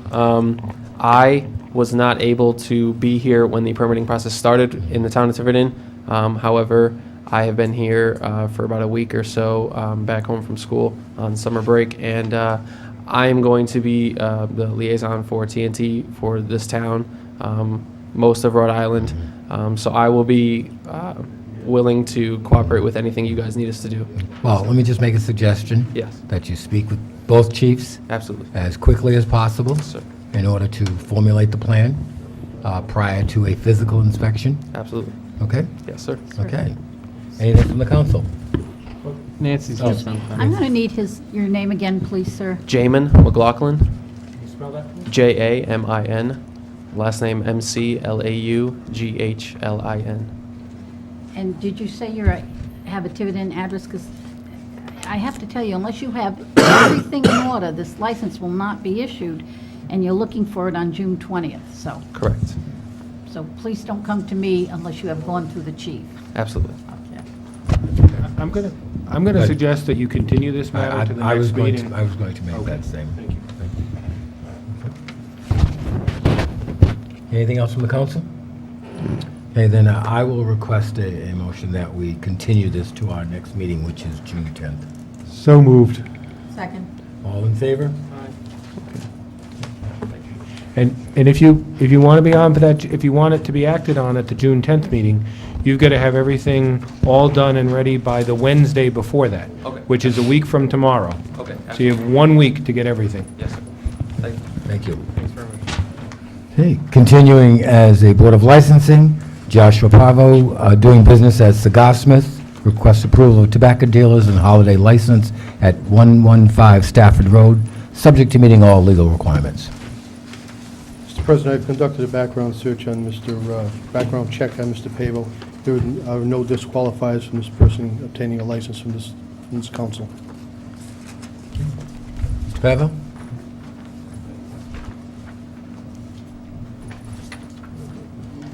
Just for those out in the world who may not know exactly where 115 Stafford Road is. if you Okay, could it's, just- you know where McCrae's Seafood is? Yeah. It's the other end unit from McCrae's. Yeah, we're basically right over the line. Yeah, good. Very good.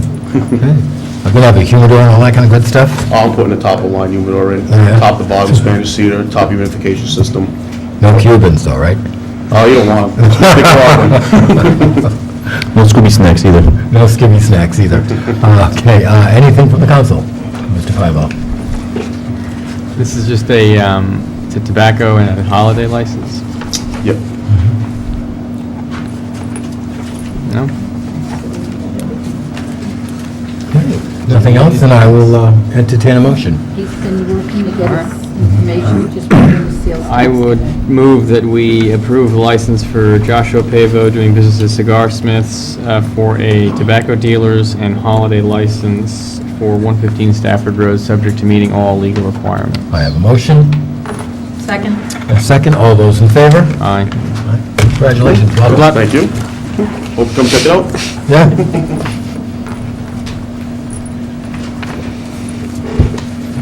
Okay, appointments and resignations. Wastewater Management Commission, 3-year term expiring 4/15/2016.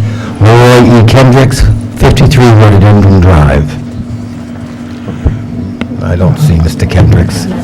John was in today, I don't think he could make tonight's meeting, but it's a reappointment. Yeah, and I'm sure we're all familiar with Mr. Kendricks. I was going to say, before he changes his mind, I make a motion that Mr. Leroy Kendricks be reappointed to the Wastewater Management Commission for a 3-year term expiring April 15th, 2016. Second. We have a motion and multiple seconds. All in favor? Aye. Motion carries. Unfinished business, we have covered. Financial business, town administrator.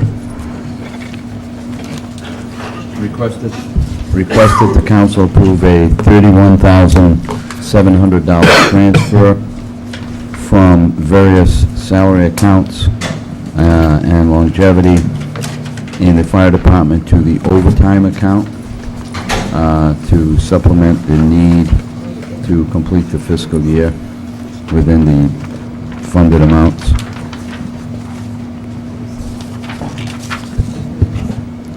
The purpose of this is due to Jim, could you speak up resignation. just a little loud, because I'm having problems hearing you. The purpose of this is to transfer funds out of other accounts that appear to have an excess into the overtime account. The overtime account has been used heavily to maintain minimum staffing as a result of resignations in the fire department this past year. Chief, I see you meandering to the microphone. Sorry, had to get something straight. Again, I guess this has been an ongoing problem, that we're now getting to the point that we're increasing training, we're doing a lot more, and I'm having trouble retaining people. So as a result, I've had 2 firefighters and possibly a 3rd one that is going to resign, go for higher paying jobs in other departments, which leaves us a hole in the minimum staffing. We're at minimum staffing all the time. Any vacancy creates an opening, creates overtime. This is money within my own budget that I am asking to move, particularly one of the big questions I'm sure somebody is going to ask is out of the base salary. This is because of the 2 people that have resigned. We're able to see that difference because of their pay not going out. And we had people who resigned earlier in the year, and we were paying at a lower scale than what we were budgeted. So there is a little bit there, but there isn't a lot of room, but we got to meet the obligation. So you're expecting 31,000 and change in the next month to be expended in overtime? Absolutely. I just got another letter today from somebody who handed me in and wants 13 weeks of family medical leave. So this will just cover 1 month worth of... I am keeping my fingers crossed, Mr. Gurak, let me tell you. It's close. That's barring any major disasters or any emergencies that come along.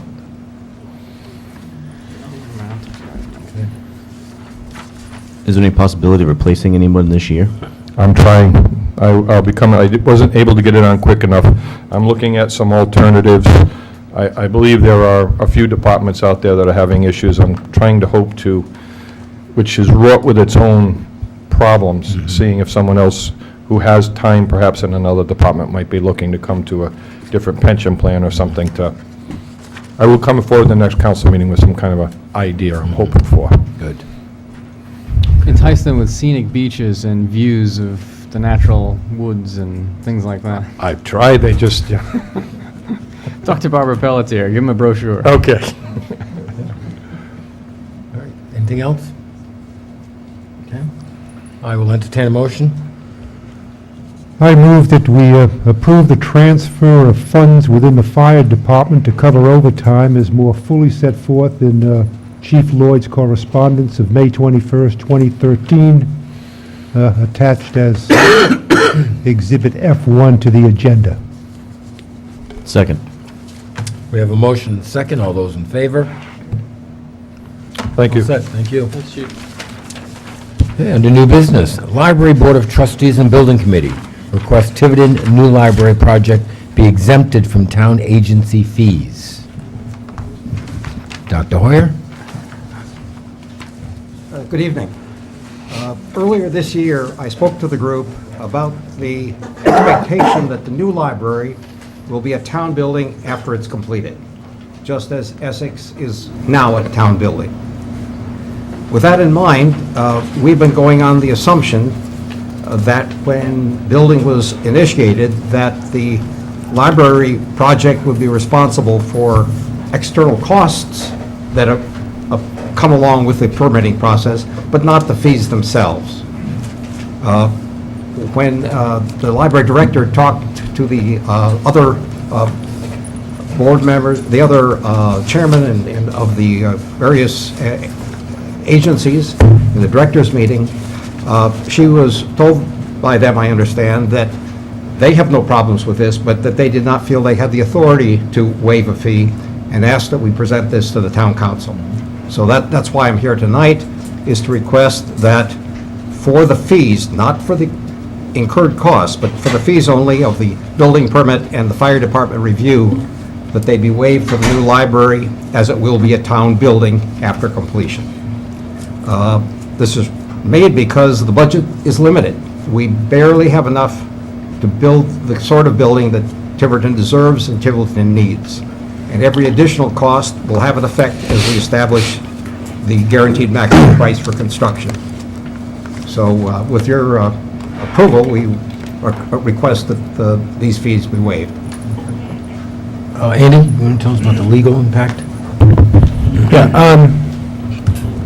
I'm sorry, well, legally you have the authority to do it. This is a town, it will be a town building, they're correct on that, and you have the authority to do it.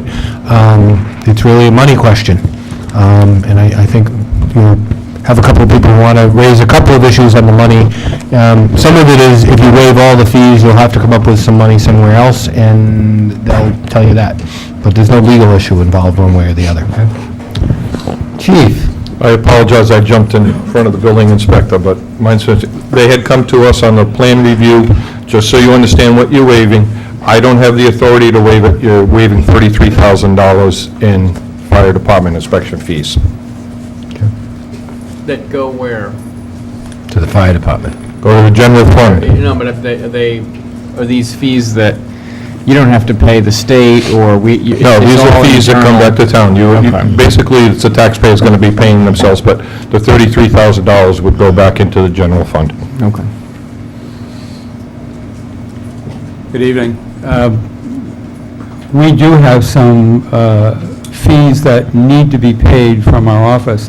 The plumbing and mechanical and the electric inspectors receive 28% of the permit fee as their payment for doing their work. So we can't afford to waive that portion of it. What we did with the schools was we waived 72% and kept that 28% for us so that we could cover that and any additional paperwork that we have, because it's a large project. We do also have some state fees that we have to, they call an ADA fee, which is $1 per thousand, which we have to remit to the state, so that will be a part of it also. Do you have an estimate, Gareth, on what those costs I don't, would be? because I haven't seen an estimate of the cost of the building. The architects talked with you, I believe. Yes. And if we stay at a $7.5 million construction budget, that would be about 67,000 in total fees. Yes. So we're talking about roughly 30% of that being actual out-of-pocket expense? No, more than that. We're talking about, oh, yeah, actually. Actually, $19,000 would be the cost to... Exactly. Right. Yeah. Exactly. Okay. And what's the other one? You say it was $1 per... $1 to the state, it's called an ADA fee. Was that in that $60,000? No. No? Well, I got one chicken, yes, one chicken, no. Well, I mean, this is I'm not good doing the math immediately on the podium, so. $1 per thousand would be $7,500, so. Okay. Which is in addition to the estimated 68,000. Right. All right, so we're coming in at it. All right, so in essence, you're looking for the fire portion to be waived, and then, as they've done in the past, for the town to waive its portion, the 72%. I guess we could do it that way, or simply, you could tell us what those fees would be, and we would pay them directly. However is the most convenient for you. Well, I mean, we'll calculate them on the cost of the project and... And bill us out for them. Exactly. Okay. Andy? It's up to you. That's certainly, I mean, Well- the simplest way to do it would be to keep the percentage, since you don't know what the actual Right, fees would be. And then the question is whether you want to have that for all of the fees, or only for the ones where there are sub-inspectors that get paid that way. Again, you're forfeiting revenue to the department, but then, you know, you're paying it to yourself as well. But part of it's being reimbursed by the state. It's up to you how you want to allocate financial resources. One point, Mr. Tights, none of this will be reimbursed to the state by the state, in that we are already over their cap, and so the dollars here don't make any difference in terms of the state reimbursement. All right,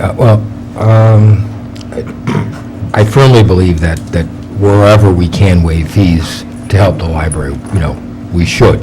The only issue I have is that right now, we don't know what that number is. Other than the 72%, but we're not sure about that. We're not sure about the ADA and what other fees that are involved. Because there'll be permits and, site reviews and all those other things that come along that you'll be paying also.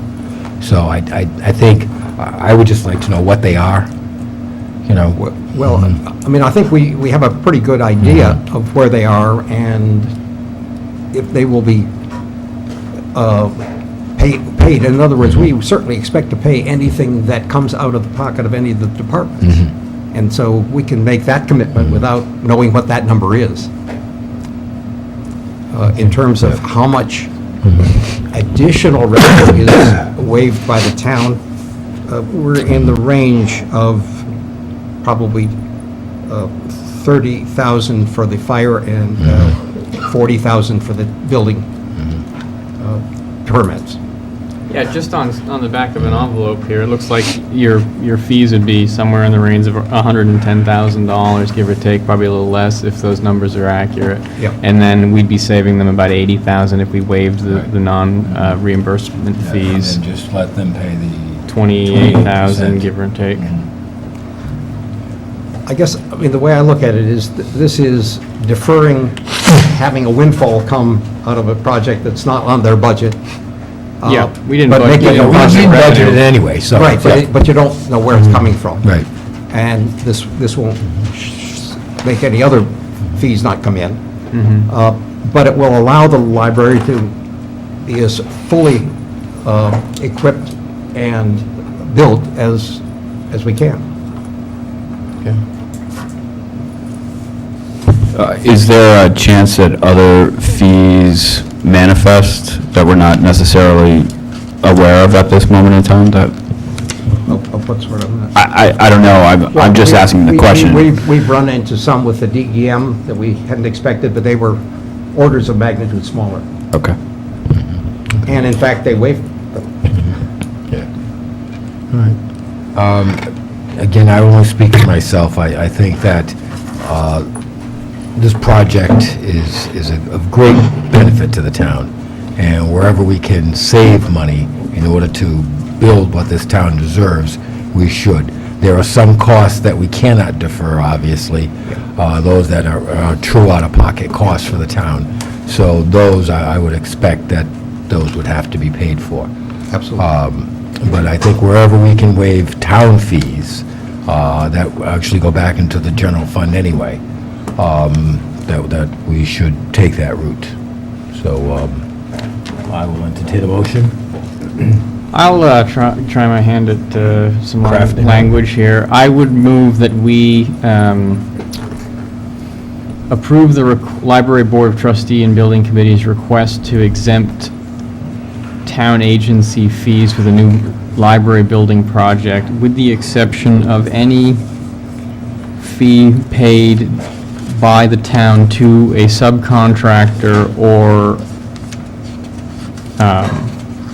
any outside agency remittance.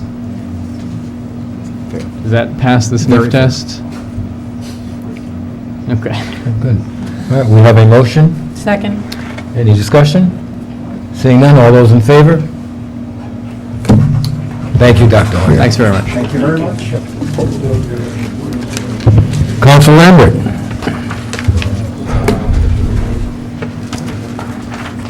I wish I could say that I'm going to be very brief, but I'm not sure that that's really possible.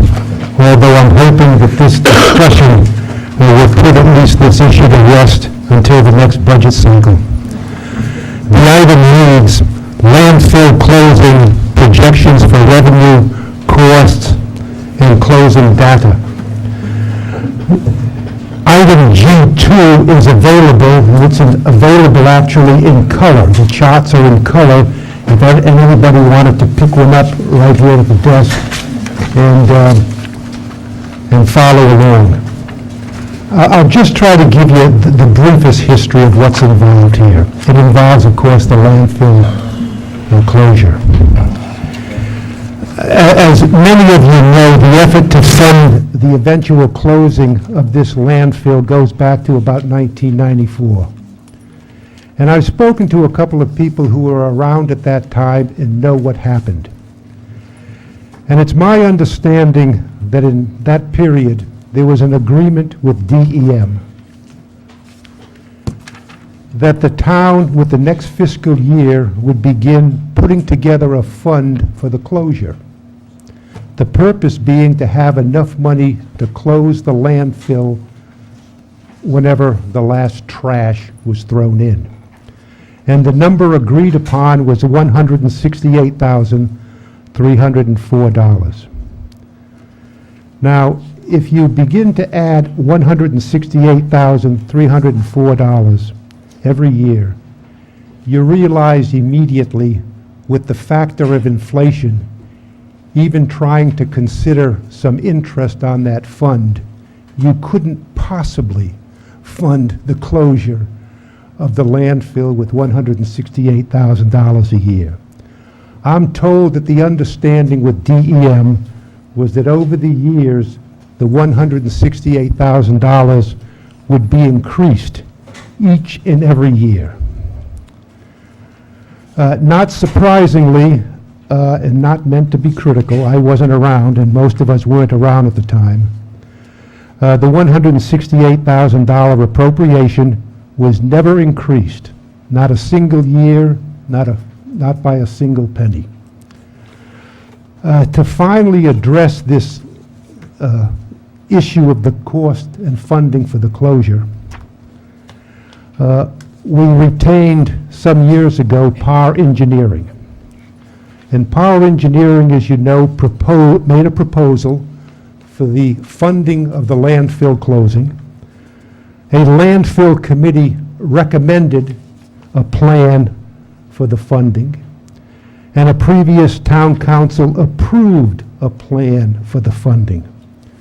And essentially, it was meant to address two issues. One was to increase recycling, so you had less trash going into the landfill. The other issue was simply to increase the amount of revenue. And under this plan, the revenue side involved a pay-as-you-throw program that would charge $1 and $2 for bags. Added to that would be the interest on the fund as it accumulated over the years. And we would continue to have the $168,000 appropriation. The reason I have to address this tonight, and the reason the landfill committee had to address this issue on May 13th, and the work product is G2, which is available, is that the Budget Committee again this year recommended against any appropriation. That is, no appropriation of the $168,000. But I think the reason for the concern and the reason that I got a number of phone calls is that the comment was made by members of the Budget Committee who appeared at the FTR Budget Committee meeting to explain the budget recommendations this past month, that it really made no difference whatsoever whether they appropriated the $168,000. Their reasoning was that with or without the $168,000 appropriation, you would never have enough money to close the landfill with the present timetable that we have. And since with or without the appropriation, there wouldn't be enough money, there really is no point in making an appropriation over the next 3 or 4 years. At that meeting, I objected to that reasoning, and I objected to the formula that they had put together to come up with that conclusion. And that's the reason for G2. And I know it'll be difficult for someone watching on television to follow this, but if you look at G2, and if you have G2 in front of you, I'd like to explain the first 2 pages and the columns. The first column includes the revenue from pay-as-you-throw as of March 31st, 2013. It is based on the actual revenue that we're receiving, as well as the actual interest that we're receiving, but no appropriation. And if you follow those numbers right to page 2 on June 30th, 2018, it indicates that using those assumptions, you will have something less than $9 million by June 30th, 2018. The second column again assumes an appropriation, no appropriation for the $168,000, but does use the real number for revenue from pay-as-you-throw for the last calendar 12-month period, and that is $488,000. It's assumed that that $488,000 will continue through to June 30th, 2018, and if you follow the calculations to page 2, it comes to slightly over $9 million. Believe me, I would not be qualified to do these calculations. So I asked Mr. Gonzalo to put the calculations together with Denise Surratt. This is really Mrs. Surratt's work product. The town treasurer. The third column is what I would call the landfill plan. It assumes that we're getting the $488,000, which historically is correct. That's what we received the last the calendar year for the last 12 months. It assumes an interest return of 3.5%, and it assumes an appropriation every year for $168,000. And if you follow that to page 2, you will see that the total by June 30th, 2018, using fiscal years, is $10,317,939. It's always been my assumption that with the timetable that we're using, we should aim for a date of January 1st, 2018. That's a calendar year. If you look at the number for June 30th, 2017 in column 3, it indicates that we would have $9,335,000. June 30th, 2018, which I don't think we'll ever reach, is $10,317,000. The point I'm trying to make is take the difference between those two numbers, and if our target date is January 1st, 2018 for the beginning of the closing, we would have approximately $9.8 million. In addition to that, it's important to keep in mind, and I've gone over this with the landfill committee this past week, and in fact, to make sure that there was no uncertainty at all, I had contacted Mr. Bellucci just again this afternoon, asking if I can make the following statements with his approval, based on the PAR engineering reports, and that is, 1, we don't need the money on day 1, whatever the cost is for the closure. Secondly, PAR Engineering has indicated repeatedly that we have 1 year in which to start the closing, and that's with the approval of DEM after the last piece of trash is put into that landfill. And finally, as point 3, even if we moved promptly with all of the work after that 1 year grace period, we would still require at least 6 months in order to complete the closure. In other words, what I'm suggesting is if you look at column 3 and you calculate the number for January 1st, 2018, which I've indicated is approximately $9.8 million. In addition to that, you should consider that for the next year or year and a half, we will continue to collect pay-as-you-throw money for the bags.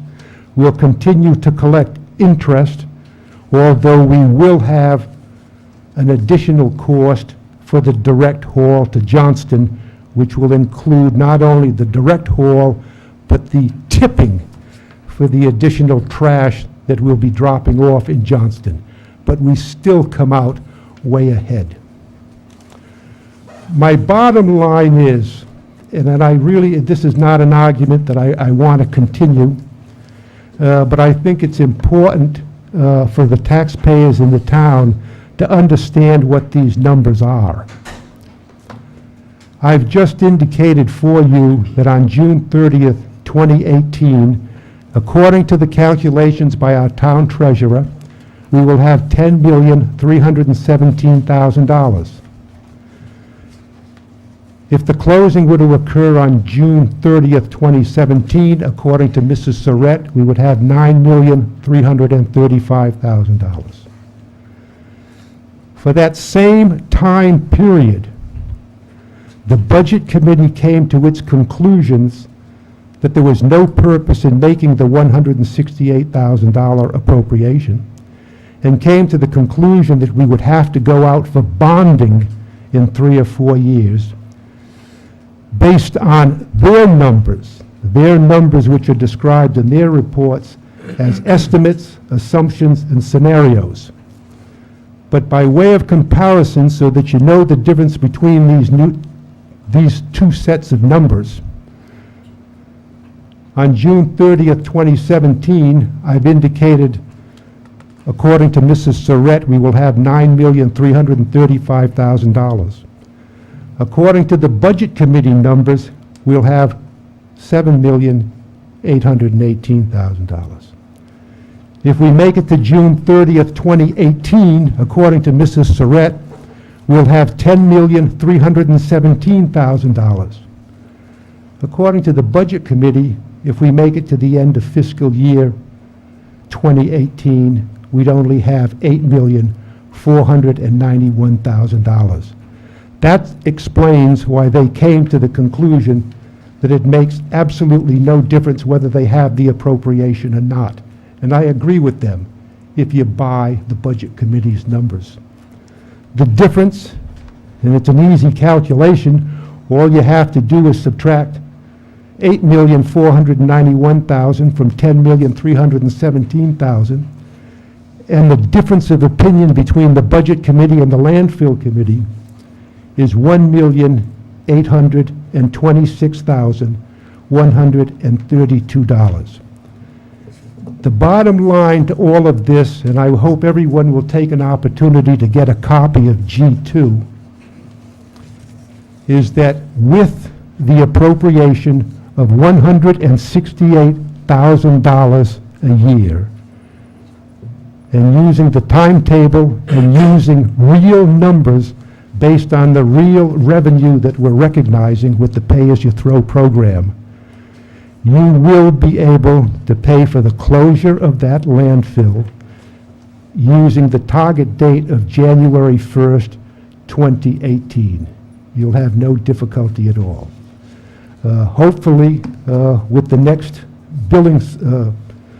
tax cycle, budget cycle, we'll be able to work out an accommodation with the Budget Committee that will reflect what I believe is the reality of the real numbers that Jim Gonzalo and Denise Surratt put together for us, represented by Exhibit G2. Thank you. Okay. Anything from the council? Okay. Thank you, Mr. Lambert. Bids and requests for proposal. Town maintenance, Bob Martin. Request authorization to advertise bids for replacement of North Tiverton Fire Station roof. Currently, Bob Martin is on vacation in Las Vegas, trying to earn the money to pay for this. But we request permission to go out for bid to replace the shingles on the North Tiverton Fire Station. It was budgeted at, I believe it was $21,000. $21,000, I think. And we're going out for quotes. We're going out for quotes for the whole roof, because it's our understanding that at this point we will be able to do the entire roof for that amount. But, I mean, obviously, that remains to be seen. But initially, during the budgeting cycle, we requested $24,000 because it was our understanding at that point that we could get the entire roof done for $24,000. So we're requesting permission to go out to bid. It's been approved to reshingle the roof, and we'll get as much done as possible. I will entertain a motion. I'll make a motion to authorize the town administrator to advertise bids for replacement of the North Tiverton Fire Station roof. We have a motion Second. and a second. Any discussion? All those in favor? Opposed? Motion carries. Okay, Town Administrator, items and announcements.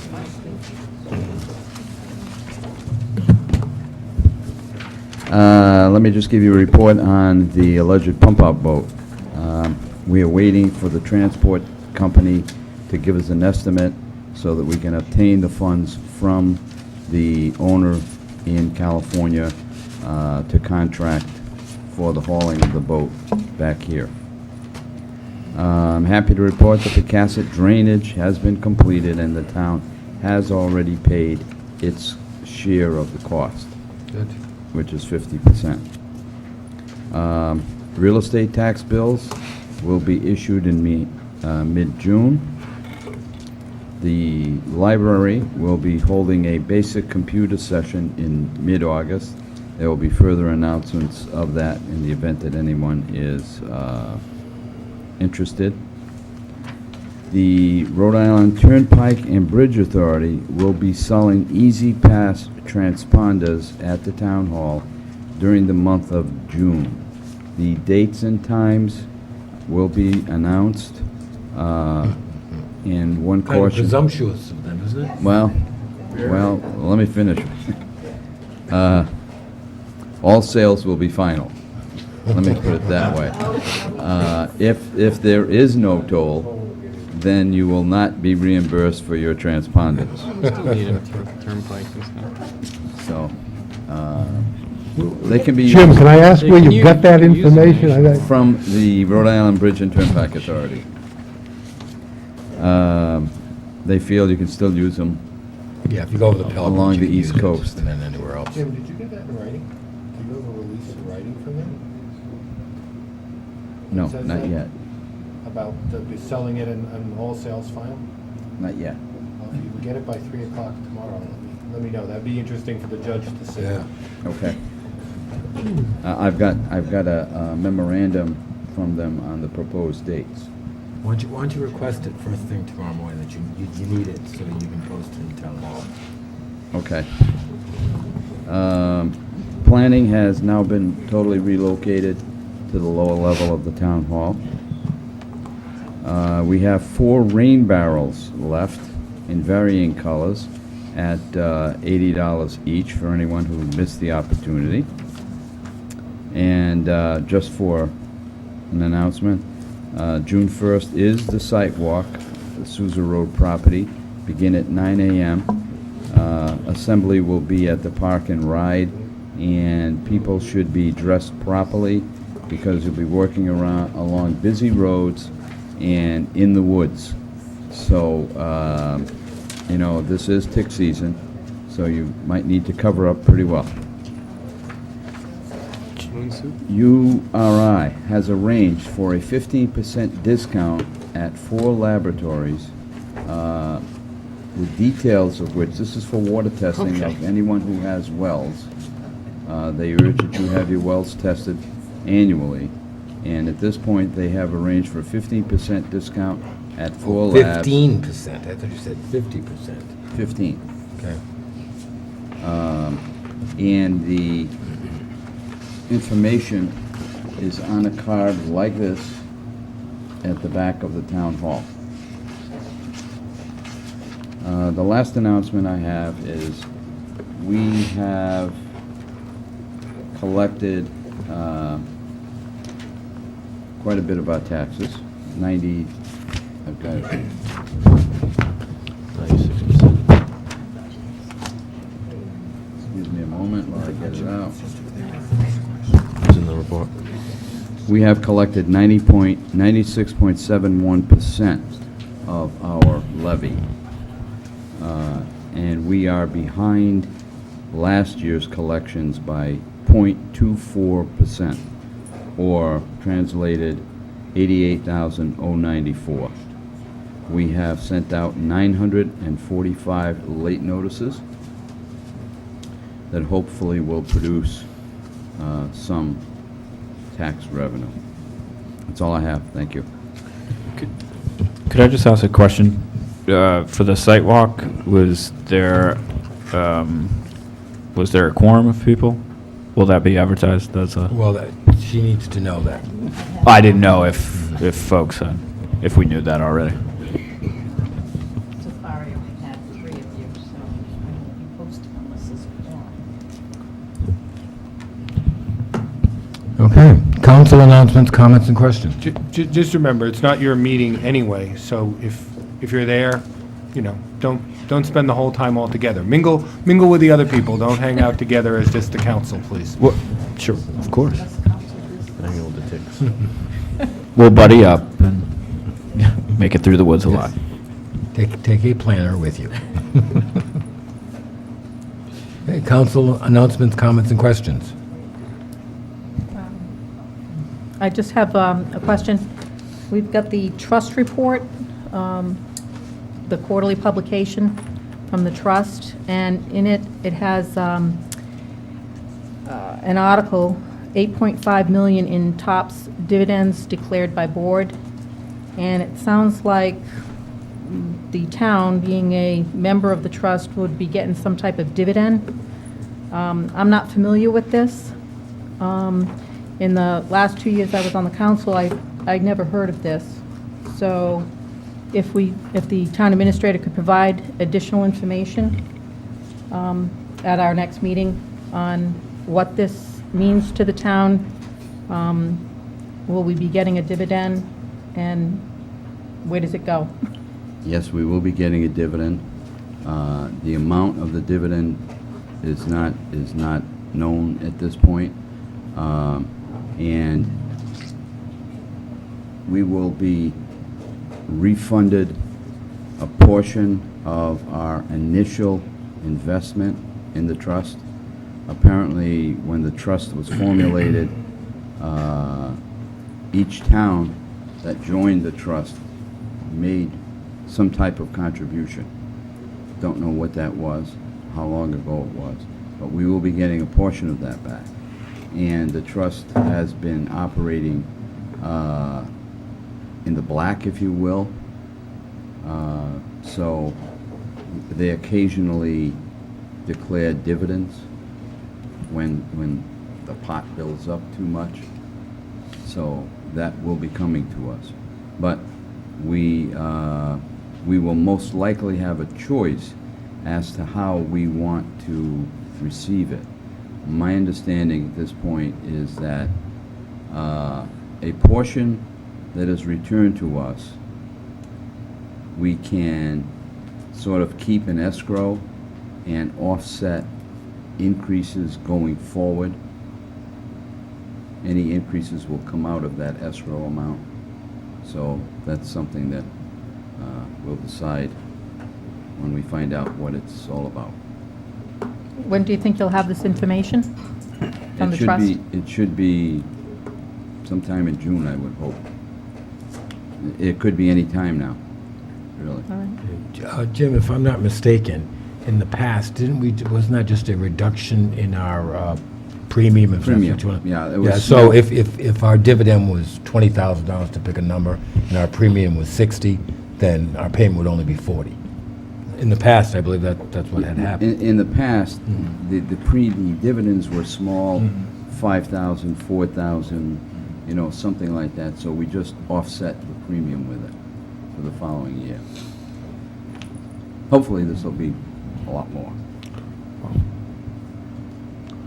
I don't want to rain on the parade, but I think you're kind of like a year behind. That what is going to happen are the premiums are going to, the property coverage premiums are going to be going up next year to cover for the losses from Sandy and the winter snowstorms this year. So don't spend the money yet.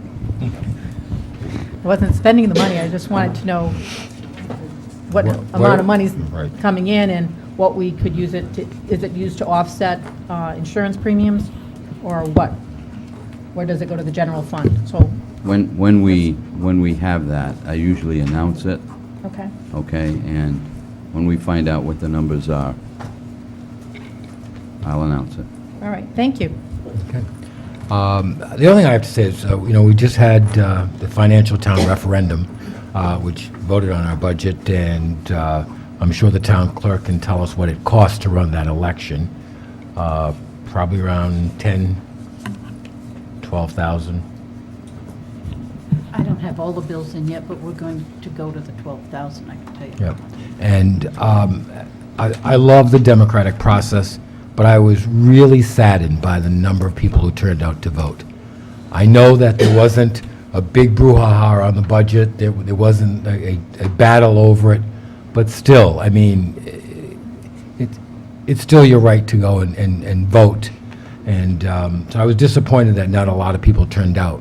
But I think it gives us pause to look at the present makeup of the FTR. And in the future, if we do have, again, only one budget, then either we need a charter commission or a change so that we're not expending $14,000 on something that is already decided. So I think that's something that we're going to have to take into consideration, going forward, that we may have to look at the charter regarding the FTR and making it a little more workable. I know originally, when it was put together, no one envisioned only ending up with one budget. And that could happen, and I mean, it's nice because it shows that we're working together, but again, I think to expend those kind of dollars for 69 votes was a little disheartening. Mr. President, the Board of Canvass has reviewed this. We could drastically cut the amount that we are spending. We've reviewed where we spent it and how we would cut back on this. And they have also discussed, just preliminary discussions, but they're going to be working on it over the summer and propose a couple of ballot questions at the next election that wouldn't require a full charter review, but could help cut down where we seem to be spending more the money, such as the runoff type thing or something like that. So we are going to be approaching the council with some suggestions of questions and try and see where that is. And beyond that, we will just cut it back. But I do have to tell you, the early voting, as much work as it is, it still seems to be where we gain the most votes. Yeah.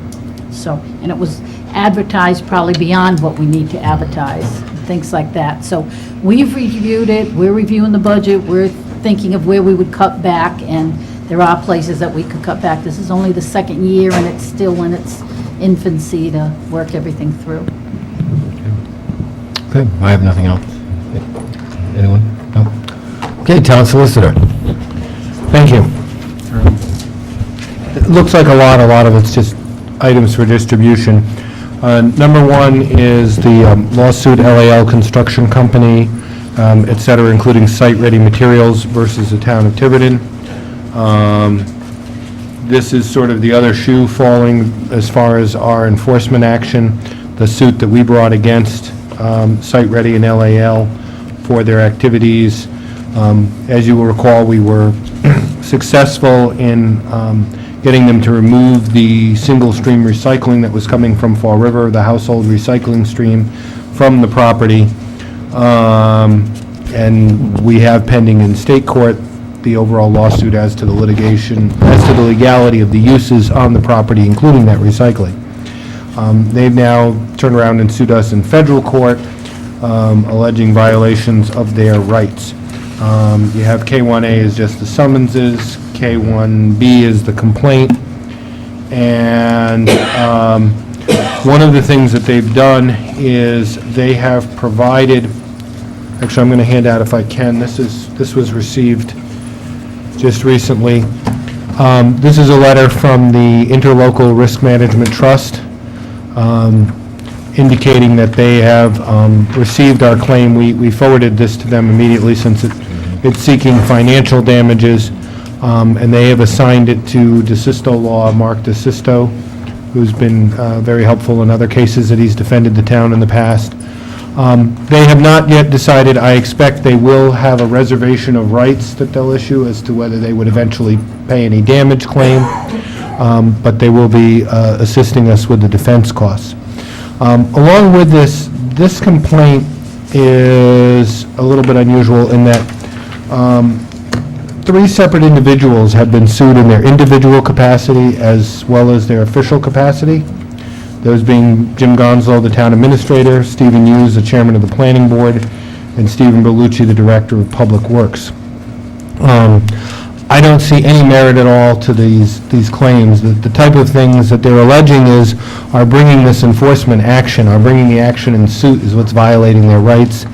I don't see anything that raises to even a hint of how this could be inappropriate from an individual action point of view. It's a policy of the town in general to indemnify its employees when they are in fact acting in good faith and carrying out their official duties. And I prepared K1C for you, which I would request you approve, which is a resolution specifically indemnifying these individuals in this case, given these circumstances. As indicated on that indemnification, doesn't limit the responsibility or liability of the interlocal trust, but vis-à-vis the town and those individuals, it protects them when they were acting in their official duties in good faith. Any questions or comments? Okay, can I have a motion on this resolution then, please? Accept the motion. We have a motion. I need a second. Second. And a second. All those in favor? Carries. Thank you. Next item, K2 we've already talked about the Secana River Bridge tolls, and I can report to you that that has already been electronically filed with the federal court. Good. K3, non-quit school. 3A is a letter received from Attorney John Killoy, representing the Narragansett Indian Tribe Historic Preservation Office, raising certain concerns about the sale of the non-quit school. And K3B is my letter of response, essentially saying, A, it's too late, and B, we disagree, we don't think we've violated any responsibility. And we don't own it anymore. That's correct. Right. So, but it's on here if you had any questions or... Okay. And K4, Town of Tiverton regarding versus James and Melissa Pelletier, Tiger Tree. You have no backup on this. It's just a report. We attended a conference with Judge Thunberg a week ago. Judge Thunberg is the judge hearing the criminal case. This is where the town successfully brought an action in our municipal court. The defendants were found guilty of violating the zoning ordinance. That was appealed to the Superior Court. About a 5-day trial was held at which the town presented its case. At the close of that case, the defendants brought a motion to acquit, notwithstanding the evidence, saying basically, even if everything the town, based on what the town had produced, if the defendants produced nothing else, then they should be acquitted. Judge Thunberg took approximately a year, but eventually did issue a written decision denying that motion, saying that the evidence already, at least presented to that point, showed that this was an industrial operation of composting going on, not simply a farming operation, and therefore was in violation of the ordinance. We have been trying for approximately a year to get that moving again. Judge Thunberg's even gone on, left Newport. She's in Washington County over in Wakefield. With a criminal trial, obviously, halfway through, we have to stick with the same judge. We met with her. We discussed the possibility of, that we'd bring a motion before the presiding justice to try to have we'd like to have all the cases concerning this matter before one judge. We think that would be the most efficient way to do it. Judge Thunberg was not enthusiastic about it at the moment. She said she'd like to, let's finish the trial. So we have currently scheduled 4 afternoons in July, July 23rd through the 26th. Each day starting at 2 o'clock. We're holding those 4 afternoons will be scheduled for the continuation of that case, for the defendants to put on their case during that time. That'll be down in Wakefield, the Washington County Courthouse, right off Route 1. If you want to go down, watch a couple hours of court and then go off to the beach, or go to the beach in the morning and then go to court. Why would we go to that side when we have beautiful beaches on the East Bay? Well, just try something new, a new beach. In any case. I think it depends on the tolls. That's I what I guess would so. say, if you have a transponder. I jest, but in all seriousness, we will be going forward with the trial. The idea is to keep the case moving, and then we definitely will try to get all of the cases consolidated in front of one judge, whether it be Judge Thunberg or another judge. All of the pending actions we would like in front of one judge. That would seem to be the most efficient, and get this wrapped up one way or another. I've listed these items, obviously the bridge tolls we've done, but the others, 1, 3, and 4, are also on under executive session, basically in case if you have confidential questions you'd like to ask me, like what are our chances or something. That's why I've listed them for executive session. I don't have anything particularly new that I'm going to present, but want to be available for questions on that.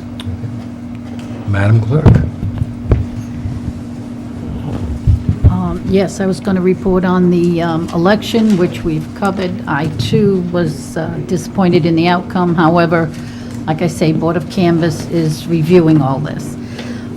The only other item that I wanted to make sure of is the last meeting, you asked that I poll the council. It gets very difficult when you poll the council for a couple of meetings at once, because some can meet sometimes, not others.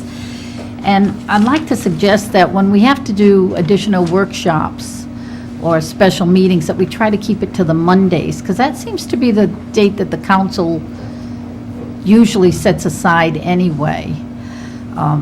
As far as the wastewater management input hearing, that has to be advertised in the newspapers. I had checked with the school, there were conflicts, graduating class and awards night banquets and things like that. So I'm suggesting June 17th, keeping in mind that if not everyone can meet every special meeting, as long as you have your quorum, the meeting goes on, unless it's the council wishes to come up with any other dates. None of the dates make a difference to me, so. No, June 17th looks like a good date. June 17th for the wastewater. And then now this wind energy, I was thinking July, council had said the end of June or July for that. And I was thinking either July 15th or the 29th of July happens to be our fifth Monday anyway, which we hold 29th? for workshops. July 29th. Yeah, the 15th I'll be away, so. I Okay, know July I won't. 29th.